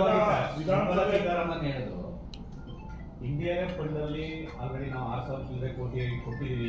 15 ಹಣಕಾಸು ಆಯೋಗದ ಪ್ರಕಾರ ಅದು ಪೆಂಡಿಂಗ್ ಇದೆ, ಅದನ್ನು ಯೂಸ್ ಮಾಡ್ಕೊಳ್ತಾ ಇಲ್ಲ. ಜೊತೆಗೆ 690 ಕೋಟಿನ ಈ ಇಯರ್ ಅಲ್ಲೂ ಕೂಡ ರಿಲೀಸ್ ಮಾಡಿದೀವಿ ಅಂತ ಪ್ರೆಸ್ ಮೀಟ್ ಅಲ್ಲಿ ಹೇಳಿದ್ರು. ಎಷ್ಟು ರಿಲೀಸ್ ಆಗಿದೆ NDRF? ಸರ್, ತಾವೇ ವಿಚಾರ ತಿಳ್ಕೊಳ್ಳಿ, ನಿಮ್ಗೆ ರೈಟಿಂಗ್ ಅಲ್ಲಿ ಬೇಕಾದ್ರೂ ಕೊಡ್ತೀವಿ. ಅದು ಎಲ್ಲಾನು ಕೂಡ ತಪ್ಪು ಮಾಹಿತಿ, ಮಿಸ್ಲೀಡಿಂಗ್ ಅಂತ ಹೇಳ್ಬೇಕಾಗತ್ತೆ. ಮಿಸ್ಲೀಡಿಂಗ್. NDRF ಅಲ್ಲಿ ಯಾವ್ದಾದ್ರು ₹1 ಈ ವರ್ಷ ಅವರು ಬಿಡುಗಡೆ ಮಾಡಿದ್ರೆ ನಾವು ಕೊಟ್ಟಿರೋ ಟ್ರೌಟ್ ಮೆಮೊರಾಂಡಮ್ಗೆ ನೀವ್ ಏನ್ ಮಾಡ್ಬೇಕು ಹೇಳಿ ನಾವು ಮಾಡ್ತೀವಿ. ಯಾಕಂದ್ರೆ ನಾನು ನಾಟಕಕ್ಕೋಸ್ಕರ ಸ್ಟೇಟ್ಮೆಂಟ್ ಕೊಡೋದು ನಂಗೆ ಇಷ್ಟ ಇಲ್ಲ. ಆದ್ರೆ NDRF ಅಲ್ಲಿ ಯಾಕಂದ್ರೆ ಆದ್ರೆ ತಾವು ಎಲ್ಲ ಗೊತ್ತಿದ್ದು ಕೂಡ ಗೊತ್ತಿಲ್ದಂಗೆ ಕೇಳಿದಾಗ ನಮಗೂ ಕೂಡ ಅದೆಲ್ಲ ಒಂದು ಕಡೆ ನಮ್ಮ ತಾಳ್ಮೆಯನ್ನು ತಾವು, ಯಾಕಂದ್ರೆ ನಾನಾಗ್ಲಿ ಮುಖ್ಯಮಂತ್ರಿಗಳಾದ್ರಿ ಯಾವ್ದೋ ಅಂಕಿ ಸಂಖ್ಯೆ ವಿಷಯದಲ್ಲಿ ವಾಸ್ತವವನ್ನು ಬಿಟ್ಟು ನಾವು ಮಾತಾಡೋದಿಲ್ಲ. ರಾಜಕೀಯ ಮಾತಾಡ್ತೀವಿ, ಇಲ್ಲ ಅಂತಲ್ಲ, ಆದ್ರೆ ಫ್ಯಾಕ್ಟ್ ಬಿಟ್ಟು ನಾವು ಯಾವತ್ತೂ ಮಾತಾಡೋದಿಲ್ಲ. NDRF ಅಲ್ಲಿ ₹1 ಬಂದಿದ್ರೆ ನೀವೇನ್ ಹೇಳ್ತೀರಾ ಇಲ್ಲಿ? ಮೇಡಮ್ ಬೇಡ, ನೀವೇನ್ ಹೇಳಿದ್ರೆ ಅದಕ್ಕೆ ನಾನು ತಯಾರಿದೆ. ನಿಮ್ಗೂ ಗೊತ್ತಿದೆ ಅದು ವಾಸ್ತವಾಂಶ ಏನು ಅಂತ. ಹಾಗಾದ್ರೆ NDRF ಅಲ್ಲಿ ದುಡ್ಡು ಕೊಟ್ಟಿದ್ರೆ ನಾವು ಕೊಟ್ಟಿರೋ ಮೆಮೊರಾಂಡಮ್ ಮೇಲೆ ತೀರ್ಮಾನ ಮಾಡ್ಲಿ, NDRF ಅಲ್ಲಿ ದುಡ್ಡು ಕೊಟ್ಟಿದೀವಿ, ನಿಮ್ದು ರಿಕ್ವೆಸ್ಟ್ ರಿಜೆಕ್ಟೆಡ್ ಅಂತ ಮಾಡ್ಲಿ. ಹಾಗಾದ್ರೆ ತಮ್ಗೆಲ್ಲ ಗೊತ್ತಿದ್ರೆ ಸರ್, ಗೊತ್ತಿಲ್ಲದೆ ಯಾರು ಇಲ್ಲ. ಆದ್ರೆ ಅವ್ರು ಏನೋ ಹೇಳ್ತಾರೆ, ಅವ್ರು ಏನ್ ಮಾಡ್ತಾರೆ, ಯಾವ್ದೋ ಮಿಕ್ಸ್ ಮಾಡ್ತಾರೆ, ಎಲ್ಲಿಂದ ಎಲ್ಲಿಗೋ ಮಿಕ್ಸ್ ಮಾಡಿ ಏನೋ ಮಾಡಿ ಆ ಜನಗಳ ಅಟೆನ್ಷನ್ ಅನ್ನ ಡೈವರ್ಟ್ ಮಾಡೋದಕ್ಕೆ ಎಷ್ಟು ಬೇಕೋ ಅಷ್ಟು ಮಾಡ್ತಾರೆ. ಸರ್, ಇದರಲ್ಲಿ ಫ್ಯಾಕ್ಟ್ ಏನಿದೆ ನೀವು ಅದನ್ನ ಹೇಳಿ ಸಾಕು. ನಾನು ಹೇಳಿದ್ದನ್ನು ಹೇಳ್ಬೇಕು ಅಂತಿಲ್ಲ. ಫ್ಯಾಕ್ಟ್ ಏನಿದೆ ದಯವಿಟ್ಟು ಅದನ್ನ ಹೇಳಿ. ರಾಜ್ಯದ ಜನಕ್ಕೆ ನ್ಯಾಯ ಒದಗಿಸಿ ಅಷ್ಟೇ ನಾನು ಕೇಳೋದು. ರಾಜ್ಯದ ಜನಗಳ ನ್ಯಾಯವನ್ನ ಬದಿಗಿಟ್ಟು ನಾವು ಯಾರು ಕೂಡ ಮಾತಾಡಬಾರದು ಅಂತ ನನ್ನ ಮನವಿ ಅಷ್ಟೇ. ನಮ್ಮಲ್ಲಿ ಎಲ್ಲರೂ ಕೇಂದ್ರ ಸರ್ಕಾರದ ಈ ವಿಳಂಬ ಧೋರಣೆ ದ್ವೇಷದ ರಾಜಕಾರಣ ಅಂತ ಅನಲೈಸ್ ಮಾಡ್ತೀರಾ, ಏನು ಅಂತ? ನಾನು ಆಗ್ಲೇ ಹೇಳಿದಾಗೆ ನಮಗೆ ಈ ವಿಷಯದಲ್ಲಿ ಬಹಳ ವಿಳಂಬ ಆಗಿರೋದರ ಬಗ್ಗೆ ಬಹಳ ಅಸಮಾಧಾನ ಇದೆ. ಆದ್ರೆ ಸರ್ಕಾರದ ಪ್ರತಿನಿಧಿಯಾಗಿ ನಾನು ಏನಂದ್ರೆ ಅದು ಮಾತಾಡ್ಲಿಕ್ಕೆ ಹೋಗೋದಿಲ್ಲ. ಯಾಕಂದ್ರೆ ನಾವು ಅನುದಾನ ಪಡ್ಕೋಬೇಕು. ನಾನೇನೋ ಮಾತಾಡಿ ಅದರಿಂದ ರೈತರಿಗೆ ತೊಂದರೆ ಆಗೋದು ಬೇಡ, ರಾಜ್ಯಕ್ಕೆ ತೊಂದರೆ ಆಗೋದು ಬೇಡ. ವೈಯಕ್ತಿಕ ಕಾರಣಗಳಿಗೆ ನಾವು ರಾಜ್ಯದ ಹಿತ ಕಾಂಪ್ರಮೈಸ್ ಆಗೋದು ಬೇಡ. ಹಾಗಾಗಿ ವಿಳಂಬ ಆಗಿದೆ, ಇದರಿಂದ ನಮ್ಗೆ ಖಂಡಿತವಾಗಿ ಅಸಮಾಧಾನ ಆಗಿದೆ. ವಿಳಂಬದಿಂದ ರೈತರಿಗೆ ಕಷ್ಟ ಆಗಿದೆ. ನಮ್ಮ ಅಸಮಾಧಾನ ಒಂದು ಬದಿಗಿಡೋಣ. ರೈತರು ಕಷ್ಟದಲ್ಲಿದ್ದಾರೆ, ಅವರ ನೆರವಿಗೆ ಬರಬೇಕಾಗಿರೋದು ಕೇಂದ್ರ ಸರ್ಕಾರದ ಕರ್ತವ್ಯ. ಏನೇನೋ ಬಣ್ಣದ ಮಾತುಗಳನ್ನ ಆಡಿ ವಾಸ್ತವವನ್ನ ಮುಚ್ಚಾಕಿ ಜನಗಳ ಗಮನವನ್ನ ಬೇರೆ ಕಡೆಗೆ ಸೆಳೆಯೋದು ಬಿಟ್ಟು ಕಾನ್ಸ್ಟಿಟ್ಯೂಷನ್ ಪ್ರಕಾರವಾಗಿ ಅವ್ರು ಏನ್ ನಮ್ಮ ರಾಜ್ಯಕ್ಕೆ ಕೊಡಬೇಕು ಅದನ್ನ ಕೊಟ್ಬಿಡ್ಲಿ. ಆವಾಗ ನಾವು ಈ ಪ್ರೆಸ್ ಮೀಟ್ ಮಾಡೋ ಅವಶ್ಯಕತೆನೂ ಇಲ್ಲ, ಅವರು ಕೊಟ್ಟಿಲ್ಲ ಅಂತ ಹೇಳೋದು ಇಲ್ಲ. ಸರ್, ಈಗ ನಾವು ಕೊಟ್ಟಿರೋ NDRF ಮೆಮೊರಾಂಡಮ್ ಮೇಲೆ ಅವ್ರು ತೀರ್ಮಾನ ಮಾಡ್ಬಿಟ್ಟಿದ್ರೆ ನಾನು ಇಷ್ಟೆಲ್ಲ ಮಾತಾಡೋದಕ್ಕೆ ಸ್ಕೋಪ್ ಇರ್ತಾ ಇತ್ತಾ? ಅಷ್ಟೇ ಹೇಳ್ಬಿಡಿ ಸಾಕು. ಸರ್, ಕಳೆದ 4.5 ತಿಂಗಳಲ್ಲಿ ಅನೇಕ ಪ್ರಯತ್ನಗಳನ್ನು ಮಾಡಿದ್ದೀವಿ. ಇಡೀ ಸರ್ಕಾರವೇ ದೆಹಲಿಗೆ ಹೋಗಿ ಪ್ರತಿಭಟನೆ ಕೂಡ ಮಾಡಿದ್ವಿ, ಮನವಿಯೂ ಮಾಡ್ತಿದ್ದಾರೆ. ಆದರೆ ಕೇಂದ್ರ ಸರ್ಕಾರ ಯಾವುದೇ ಕಾರಣಕ್ಕೂ ಕೊಡಲ್ಲ ಅನ್ನೋಂಥ ಧೋರಣೆಯನ್ನು ಅನುಸರಿಸ್ತಾ ಇದೆ. ಮುಂದೆ ಏನು ಸರ್? ನೋಡಿ, NDRF ಬಗ್ಗೆ ಹೇಳೋದಾದ್ರೆ ಇದನ್ನ ಕೊಡಲ್ಲ ಅಂತ ಹೇಳಕ್ಕೆ ಬರೋದೇ ಇಲ್ಲ. ಇದು ಅವರು ಎಲ್ಲೂ ಕೂಡ ನಾವು ಪ್ರಧಾನಮಂತ್ರಿಗಳನ್ನ ಭೇಟಿ ಮಾಡಿದಾಗ್ಲೂ ಕೂಡ ಅವರು ಹೇಳಿದ್ರು ತಕ್ಷಣ ಮೀಟಿಂಗ್ ಮಾಡೋದಿಕ್ಕೆ ನಾನು ಸೂಚನೆ ಕೊಡ್ತೇನೆ, ಡಿಸೆಂಬರ್ 19ನೇ ತಾರೀಕು. ಆಮೇಲೆ ತಮಗೆ ಗೊತ್ತಿರೋ ಹಾಗೆ ಜನವರಿ 16, 18 ಏನೋ ಮತ್ತೆ ಬೆಂಗಳೂರಿಗೆ ಬಂದಿದ್ರು. ಆವತ್ತು ಕೂಡ ಮುಖ್ಯಮಂತ್ರಿಗಳು ಅವ್ರನ್ನ ಭೇಟಿ ಮಾಡಿ, ಸ್ವಾಮಿ ತಾವು ಹೇಳಿದ್ರಿ ಆದ್ರೆ ಮೀಟಿಂಗ್ ಆಗಿಲ್ಲ ಅನ್ನೋ ವಿಚಾರವನ್ನ ಅವ್ರ ಗಮನಕ್ಕೆ ತಂದ್ರು. ಪ್ರಧಾನಮಂತ್ರಿಗಳು ಮತ್ತೆ ಹೇಳಿದ್ರು ಮೀಟಿಂಗ್ ಇನ್ನೂ ಆಗಿಲ್ವಾ, ನಾನು ಮಾಡ್ಲಿಕ್ಕೆ ಹೇಳ್ತೇನೆ ಅಂತ. ಸೊ ಅವ್ರೆಲ್ಲೂ ಕೂಡ ಮಾಡೋದಿಲ್ಲ ಕೊಡೋದಿಲ್ಲ ಅಂತಾನು ಹೇಳಿಲ್ಲ. ಗೃಹ ಸಚಿವರೇ ನಮ್ಗೆ ಹೇಳಿದ್ರು ಡಿಸೆಂಬರ್ 23ನೇ ತಾರೀಕು ಮೀಟಿಂಗ್ ಮಾಡ್ತೇವೆ ಅಂತ. ಅವರ ಬಾಯಾರೆ ಆಡಿದಂತ ಮಾತು. ಅವರು ಕೂಡ ಆಮೇಲೆ ಜನವರಿ 16ಕ್ಕೆ ಅಂತ ಅಧಿಕಾರಿಗಳಿಂದ ನಮ್ಗೆ ಮಾಹಿತಿ ಬಂತು. 2 ಡೇಟು ಹೋಗಿದೆ. ಆಯ್ತು ಬಿಡಿ, ಏನೋ ಒಂದು ಕಾರಣ ಇರ್ಬೋದು, ನಿಮ್ಗೂ ಕಾರಣ ಇರುತ್ತೆ, ನನಗೂ ಕಾರಣ ಇರುತ್ತೆ. 7 ಡೇಟ್ಗೆ ಮಾಡ್ಬೇಕು ಅಂತಲ್ಲ. ಆದ್ರೆ 4.5 ತಿಂಗಳಾದ್ರೂ ಕೂಡ ಒಂದು ಅರ್ಧ ಗಂಟೆ ಮೀಟಿಂಗ್ ಮಾಡೋದಕ್ಕೆ ಸಮಯ ಆಯ್ತು. ಬೇರೆ ರಾಜ್ಯಗಳಿಗೆ ಕೊಡಿ, ನನ್ಗೇನ್ ತಕರಾರಿಲ್ಲ. ಆದ್ರೆ ನಾವು ಕೊಟ್ಟಿದ್ದು 4.5 ತಿಂಗಳಾಗಿದೆ ಸ್ವಾಮಿ, ಅವ್ರು ಕೊಟ್ಟಿದ್ದು 2-3 ತಿಂಗಳಾಗಿರ್ಬೋದು. ನಮ್ಮದು ತೀರ್ಮಾನ ಮಾಡೋದಕ್ಕೆ ಕಷ್ಟ ಏನು? ಮತ್ತೆ ಇದು ಕಾನ್ಸ್ಟಿಟ್ಯೂಷನಲ್ ಅಪ್ಲಿಕೇಶನ್, ಇದು ಸಂವಿಧಾನಾತ್ಮಕ ಹೊಣೆ, ಇದು ಜವಾಬ್ದಾರಿ ಕೇಂದ್ರ ಸರ್ಕಾರದ್ದು. ನಾವು ಕೇಳ್ತಾ ಇರೋದು ನಮ್ಮ ತೆರಿಗೆಯಲ್ಲಿ ನಮ್ಮ ಪಾಲ್ ಕೇಳ್ತಾ ಇದೀವಿ ಅಷ್ಟೇ, ನಾವೇನ್ ಯಾವುದು ಫ್ರೀ ಕೇಳ್ತಾ ಇಲ್ಲ. ಸೊ ಇದನ್ನ ಕೊಡೋದಕ್ಕೆ ಈ ರೀತಿ ವಿಳಂಬ ಮಾಡ್ತಕ್ಕಂಥದ್ದು ಜನಗಳ ಮನಸ್ಸಿನಲ್ಲಿ ಎಲ್ಲೋ ಒಂದು ಭಾವನೆ ಮೂಡುತ್ತೆ, ಇದು ರಾಜಕೀಯ ಕಾರಣದಿಂದ ವಿಳಂಬ ಆಗ್ತಾ ಇದೆ ಅಂತೇಳಿ ಅಂತ. ಸೊ ಅದಾಗೋದು ಬೇಡ ಅಂತಂದ್ರೆ ತತ್ಕ್ಷಣ ಘೋಷಣೆ ಮಾಡಿ. ಇವತ್ತಿದ್ದೀರಾ ಕರ್ನಾಟಕದಲ್ಲಿ, ಘೋಷಣೆ ಮಾಡಿ ಅಷ್ಟೇ ನಾವು ಕೇಳ್ತಾ ಇರೋದು. ಹೋಗೋದಕ್ಕೆ ಮೊದಲು ಅನೌನ್ಸ್ ಮಾಡ್ಬಿಟ್ಟು ಹೋಗಿ. ತಮ್ಗೆ ಜ್ಞಾಪಕ ಇರ್ಬೋದು, ಬಹುಶಃ ಕೆಲವರು ಹಿರಿಯರಿದ್ದಾರೆ, ಕೆಲವರು ತಾವೆಲ್ಲ ಯುವಕರಿದೆ. 2009ರಲ್ಲಿ ನಾನು ಶಾಸಕನಾಗಿದ್ದೆ. ಕೃಷ್ಣ ನದಿ ಕಣಿವೆಯಲ್ಲಿ ಬಹಳ ದೊಡ್ಡ ಪ್ರವಾಹ ಆಯ್ತು. ಆಗ ಎಷ್ಟು ಜನ ತಾವು ಕವರೇಜ್ ಮಾಡ್ತಾ ಇದ್ರು ಇಲ್ವೋ ಗೊತ್ತಿಲ್ಲ. ಕರ್ನಾಟಕ ಬಹುಶಃ ಅಲ್ಲಿವರೆಗೆ ನೋಡದೇ ಇದ್ದಂತಹ ಪ್ರವಾಹ ಅದು. ಅಂದ್ರೆ ನಾವು ದಾಖಲೆಗಳನ್ನ ಇಡೋದಕ್ಕೆ ಆರಂಭ ಮಾಡಿದ್ಮೇಲೆ ಅಂತ ಪ್ರವಾಹ ನೋಡಿರ್ಲಿಲ್ಲ. ರಾಯಚೂರಿಂದ ಮಂತ್ರಾಲಯಕ್ಕೆ ಒಂದು ಬ್ರಿಡ್ಜ್ ಇತ್ತು, ಕಪ್ಪಲ್ ಅವ್ರಿಗೆ ಜ್ಞಾಪಕ ಇರಬಹುದು. ರಾಯಚೂರಿಂದ ಮಂತ್ರಾಲಯ ಕರ್ನಾಟಕವನ್ನ ಆಂಧ್ರಗೆ ಸಂಪರ್ಕಿಸುವ ದೊಡ್ಡ ಸೇತುವೆ, ಕೃಷ್ಣಾ ನದಿ ಮೇಲೆ, ಕರೆಕ್ಟಾ? ತುಂಗಭದ್ರಾ ನದಿ ಮೇಲೆ ದೊಡ್ಡ ಸೇತುವೆ. ಅದು ಸುಮಾರು 1.5 ಕಿಲೋಮೀಟರ್ 2 ಕಿಲೋಮೀಟರ್ ಉದ್ದದ ಸೇತುವೆ.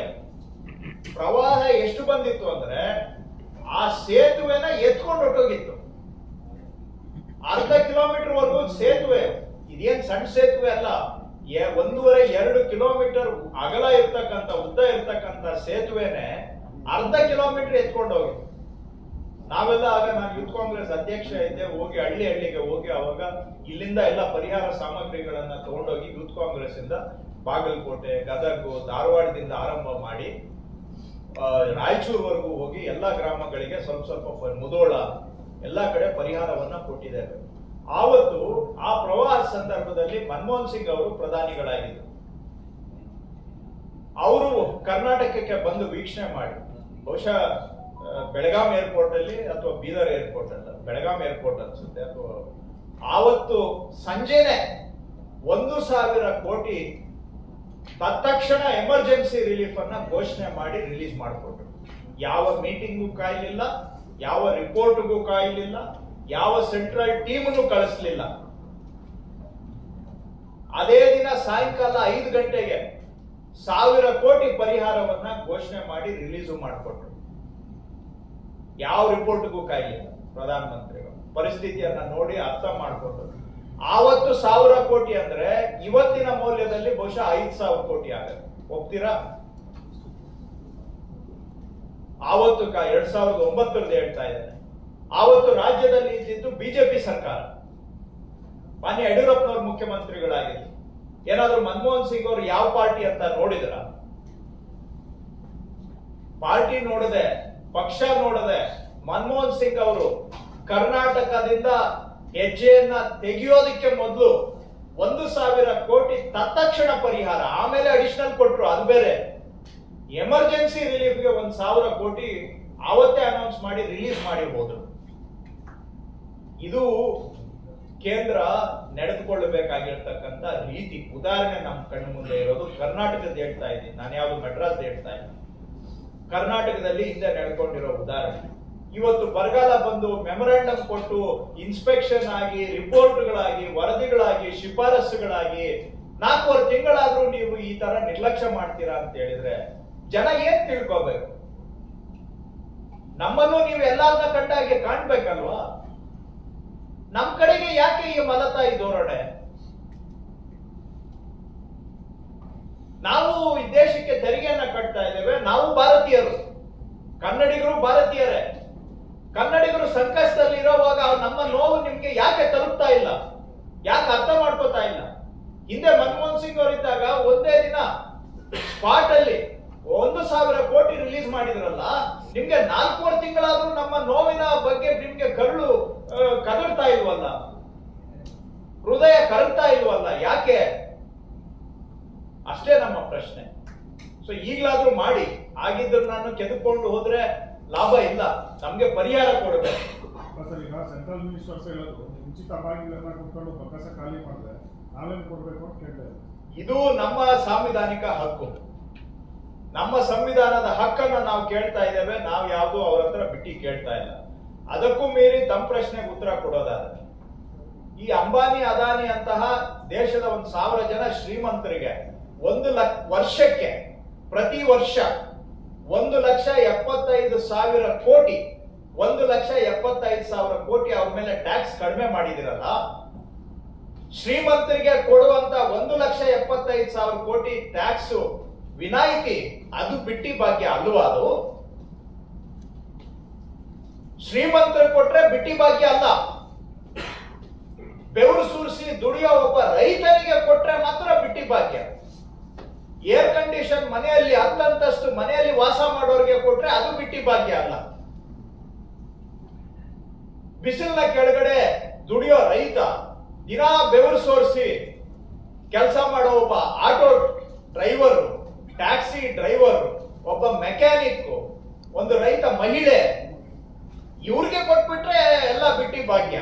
ನೀವು 1,75,000 ಕೋಟಿ ಶ್ರೀಮಂತರ ಮೇಲೆ ಟ್ಯಾಕ್ಸ್ ಕಮ್ಮಿ ಮಾಡಿ ಆ ದುಡ್ಡನ್ನ ಬಡವರ ಮೇಲೆ ವಸೂಲಿ ಮಾಡ್ತಾ ಇದ್ದೀರಲ್ಲ, ನೀವು ಹಾಕಿರೋ ಬಡವರ ಮೇಲೆ ಎಕ್ಸ್ಟ್ರಾ ಟ್ಯಾಕ್ಸ್ಗೆ ನಾವು ಪರಿಹಾರ ಕೊಡ್ತಾ ಇದ್ದೀವಿ ಅಷ್ಟೇ. ಅದು ಆದ್ರೆ ಏನಾಗಿದೆ, ಬಿಜೆಪಿ ಅವರಿಗೆ ಬಡವರನ್ನ ಕಂಡ್ರೆ ತಾತ್ಸಾರ ಅಷ್ಟೇ ಅಲ್ಲ, ಬಡವರನ್ನ ಕಂಡ್ರೆ ಏನೋ ಅವರಿಗೆ ಆಕ್ರೋಶ. ಹಂಗಾಗಿ ಎಲ್ಲಿ ಸುತ್ತಿ ಬಡಿಸಿ ಬಡವರಿಗೆ ಏನಾದ್ರೂ ಸಹಾಯ ಮಾಡಿದ್ರೆ ಇವ್ರಿಗೆ ಹೊಟ್ಟೆ ನೋವು. ಬಿಜೆಪಿ ಅವರಿಗೆ ಸಹಿಸ್ಲಿಕ್ಕೆ ಆಗೋದೇ ಇಲ್ಲ. ಅದೇ ಶ್ರೀಮಂತರಿಗೆ ನೀವು ಟ್ಯಾಕ್ಸ್ ರಿಬೇಟ್ ಕೊಡುವಾಗ, ಇದೇ ಕೇಂದ್ರ ಸರ್ಕಾರ ಬಂದ ಮೇಲೆ ಹತ್ರ ಶ್ರೀಮಂತರದ್ದು ಸಾಲ 20 ಲಕ್ಷ ಕೋಟಿ ಮನ್ನಾ ಆಗಿದೆಯಲ್ಲ, ವರ್ಷಕ್ಕೆ 5 ಲಕ್ಷ ಕೋಟಿ ಶ್ರೀಮಂತರದ್ದು ಸಾಲ ಮನ್ನಾ ಆಗುತ್ತಲ್ಲ, ಅದು ಬಿಟ್ಟಿ ಭಾಗ್ಯ ಅಲ್ವಾ? ಈ ಸರ್ಕಾರ ಬಂದ ಮೇಲೆ ಹತ್ರ 20 ಲಕ್ಷ ಕೋಟಿ ಶ್ರೀಮಂತರು ಸಾಲ ಮನ್ನಾ ಆಗಿದೆ, ಅದು ಬಿಟ್ಟಿ ಭಾಗ್ಯ ಅಲ್ವಾ? ಬಡವರು ದುಡಿದು ಏನು ಇವತ್ತು ಶ್ರೀಮಂತರ ಮೇಲೆಲ್ಲ ತೆರಿಗೆ ಕಡಿಮೆ ಮಾಡಿ ಆ ತೆರಿಗೆಗಳನ್ನೆಲ್ಲ ಬಡವರ ಮೇಲೆ ಹಾಕಿ ಅವರ ಜೀವನವನ್ನೇ ದುಸ್ತರ ಆಗಿರುವಾಗ ಬದುಕೋದಕ್ಕೆ ಸಹಾಯ ಮಾಡೋದಕ್ಕೆ ನಾವೇನೋ ಒಂದಷ್ಟು ಅವ್ರ ಕೈಗೆ ಶಕ್ತಿಯನ್ನ ತುಂಬುವಂತ ಕಾರ್ಯಕ್ರಮಗಳನ್ನ ಮಾಡಿ ಸ್ವಂತ ಕಾಲ ಮೇಲೆ ನಿಲ್ಲಲಿ ಬಡವರು ಕೂಡ ಅಂತ ಹೇಳಿ ಆಶಿಸಿದ್ರೆ ಅದನ್ನ ಸಹಿಸ್ಲಿಕ್ಕೆ ಆಗೋದೇ ಇಲ್ಲ. ಹೊಟ್ಟೆ ನೋವು ಬಿಜೆಪಿ ಏನೋ ಬಡವರ ಮೇಲೆ ದ್ವೇಷ, ಅವ್ರು ಏನಾದ್ರೂ ಹೇಳ್ಕೊಳ್ಳಿ. ಇವತ್ತು ನಾವು ಕೇಳ್ತಾ ಇರೋದು ವಾಪಸ್ ಸಬ್ಜೆಕ್ಟ್ಗೆ ನಾನು ಬರ್ತೇನೆ, ಯಾಕಂದ್ರೆ ಇವತ್ತಿರೋದು ಬರ ಪರಿಹಾರ, ಬೇರೆ ಪೊಲಿಟಿಕಲ್ ವಿಷಯ ಮಾತಾಡೋಣ ಸರ್. ಯಾಕಂದ್ರೆ ನಿಜ ನೀವು ಹೇಳಿದ್ದು ಅವ್ರು ಹೇಳಿದ್ದು ನಾನು ಕೇಳಿದ್ದೆ. ಅವರು ಕಳೆದ ವಿಧಾನಸಭೆ ಎಲೆಕ್ಷನ್ ಅಲ್ಲಿ ಕರ್ನಾಟಕ ಬಂದಿದ್ರು, ಈಗ ಲೋಕಸಭೆ ಎಲೆಕ್ಷನ್ ಇನ್ನೇನು ಬಂದಿದ್ದಾರೆ. ಈಗ ನೀವು ಪದೇ ಪದೇ ಕೇಳ್ತಾ ಇರೋದ್ರಿಂದ ನಾನೇ ಹೇಳ್ಬಿಡ್ತೇನೆ. ಗ್ಯಾರಂಟಿ ಅನ್ನೋ ಪದ ಆರಂಭ ಆಗಿದ್ದು ಕರ್ನಾಟಕ ಕಾಂಗ್ರೆಸ್ ನಲ್ಲಿ. ಭಾಷಣದಲ್ಲಿ ಏನ್ ಹೇಳಿದ್ರು, ಇದನ್ನ ರೇವಡಿ ಕಲ್ಚರ್ ಅಂತ ಹೇಳಿದ್ರು, ಅಂದ್ರೆ ಬಿಟ್ಟಿ ಭಾಗ್ಯ ಕಲ್ಚರ್ ಅಂತ ಮಾತಾಡಿದ್ರು. ಈಗ ಆ ಗ್ಯಾರಂಟಿನ ಅವರೇ ಯಾಕೆ ಅಡಾಪ್ಟ್ ಮಾಡ್ಕೊಂಡಿದ್ದಾರೆ? ಹಂಗಾದ್ರೆ ನಮ್ ಗ್ಯಾರಂಟಿನ ಅವರೇ ಲಿಫ್ಟ್ ಮಾಡ್ಬಿಟ್ಟಿದಾರಲ್ಲ. ನಮ್ ಗ್ಯಾರಂಟಿಗಳ ಅನ್ನೋ ಪದಾನ ಈಗ ಅವರೇನೆ ನಮ್ಮಿಂದ ಕಿತ್ಕೊಂಡ್ಬಿಟ್ಟಿದಾರಲ್ಲ. ಹಾಗಾದ್ರೆ ಇವ್ರು ಕೊಟ್ಟಾಗ ಗ್ಯಾರಂಟಿ, ನಾವು ಕೊಟ್ರೆ ಬೇಜವಾಬ್ದಾರಿ, ಇದೇನ ತತ್ವ? ಅಷ್ಟೇ ತಾನೆ? ಇವ್ರು ಕೊಟ್ರೆ ಗ್ಯಾರಂಟಿ, ನಾವು ಕೊಟ್ರೆ ಬೇಜವಾಬ್ದಾರಿ ತಾನೆ. ಇದೆಲ್ಲ ಜನ ಬಾಯಿ ಮಾತಾಡೋದಕ್ಕೆ ಶಕ್ತಿ ಇಲ್ಲದೆ ಇರೋರು, ಅವರು ಅರ್ಥ ಆಗಲ್ಲ ಅಂತಲ್ಲ, ಮಾತಾಡದೆ ಇರಬಹುದು, ಆದ್ರೆ ಅರ್ಥ ಮಾಡ್ಕೊಳ್ಳೋ ಶಕ್ತಿ ಈ ದೇಶದ ಜನಸಾಮಾನ್ಯರಿಗೆ ಇದೆ ಅಂತ ನಾನು ನಂಬಿದ್ದೇನೆ. ಜನ ತೀರ್ಮಾನ ಮಾಡ್ತಾರೆ ಬಿಡಿ. ಸರ್, ಈಗ ಈ ಸಮಸ್ಯಾತ್ಮಕ ಗ್ರಾಮಗಳು ಜೂನ್ವರೆಗೆ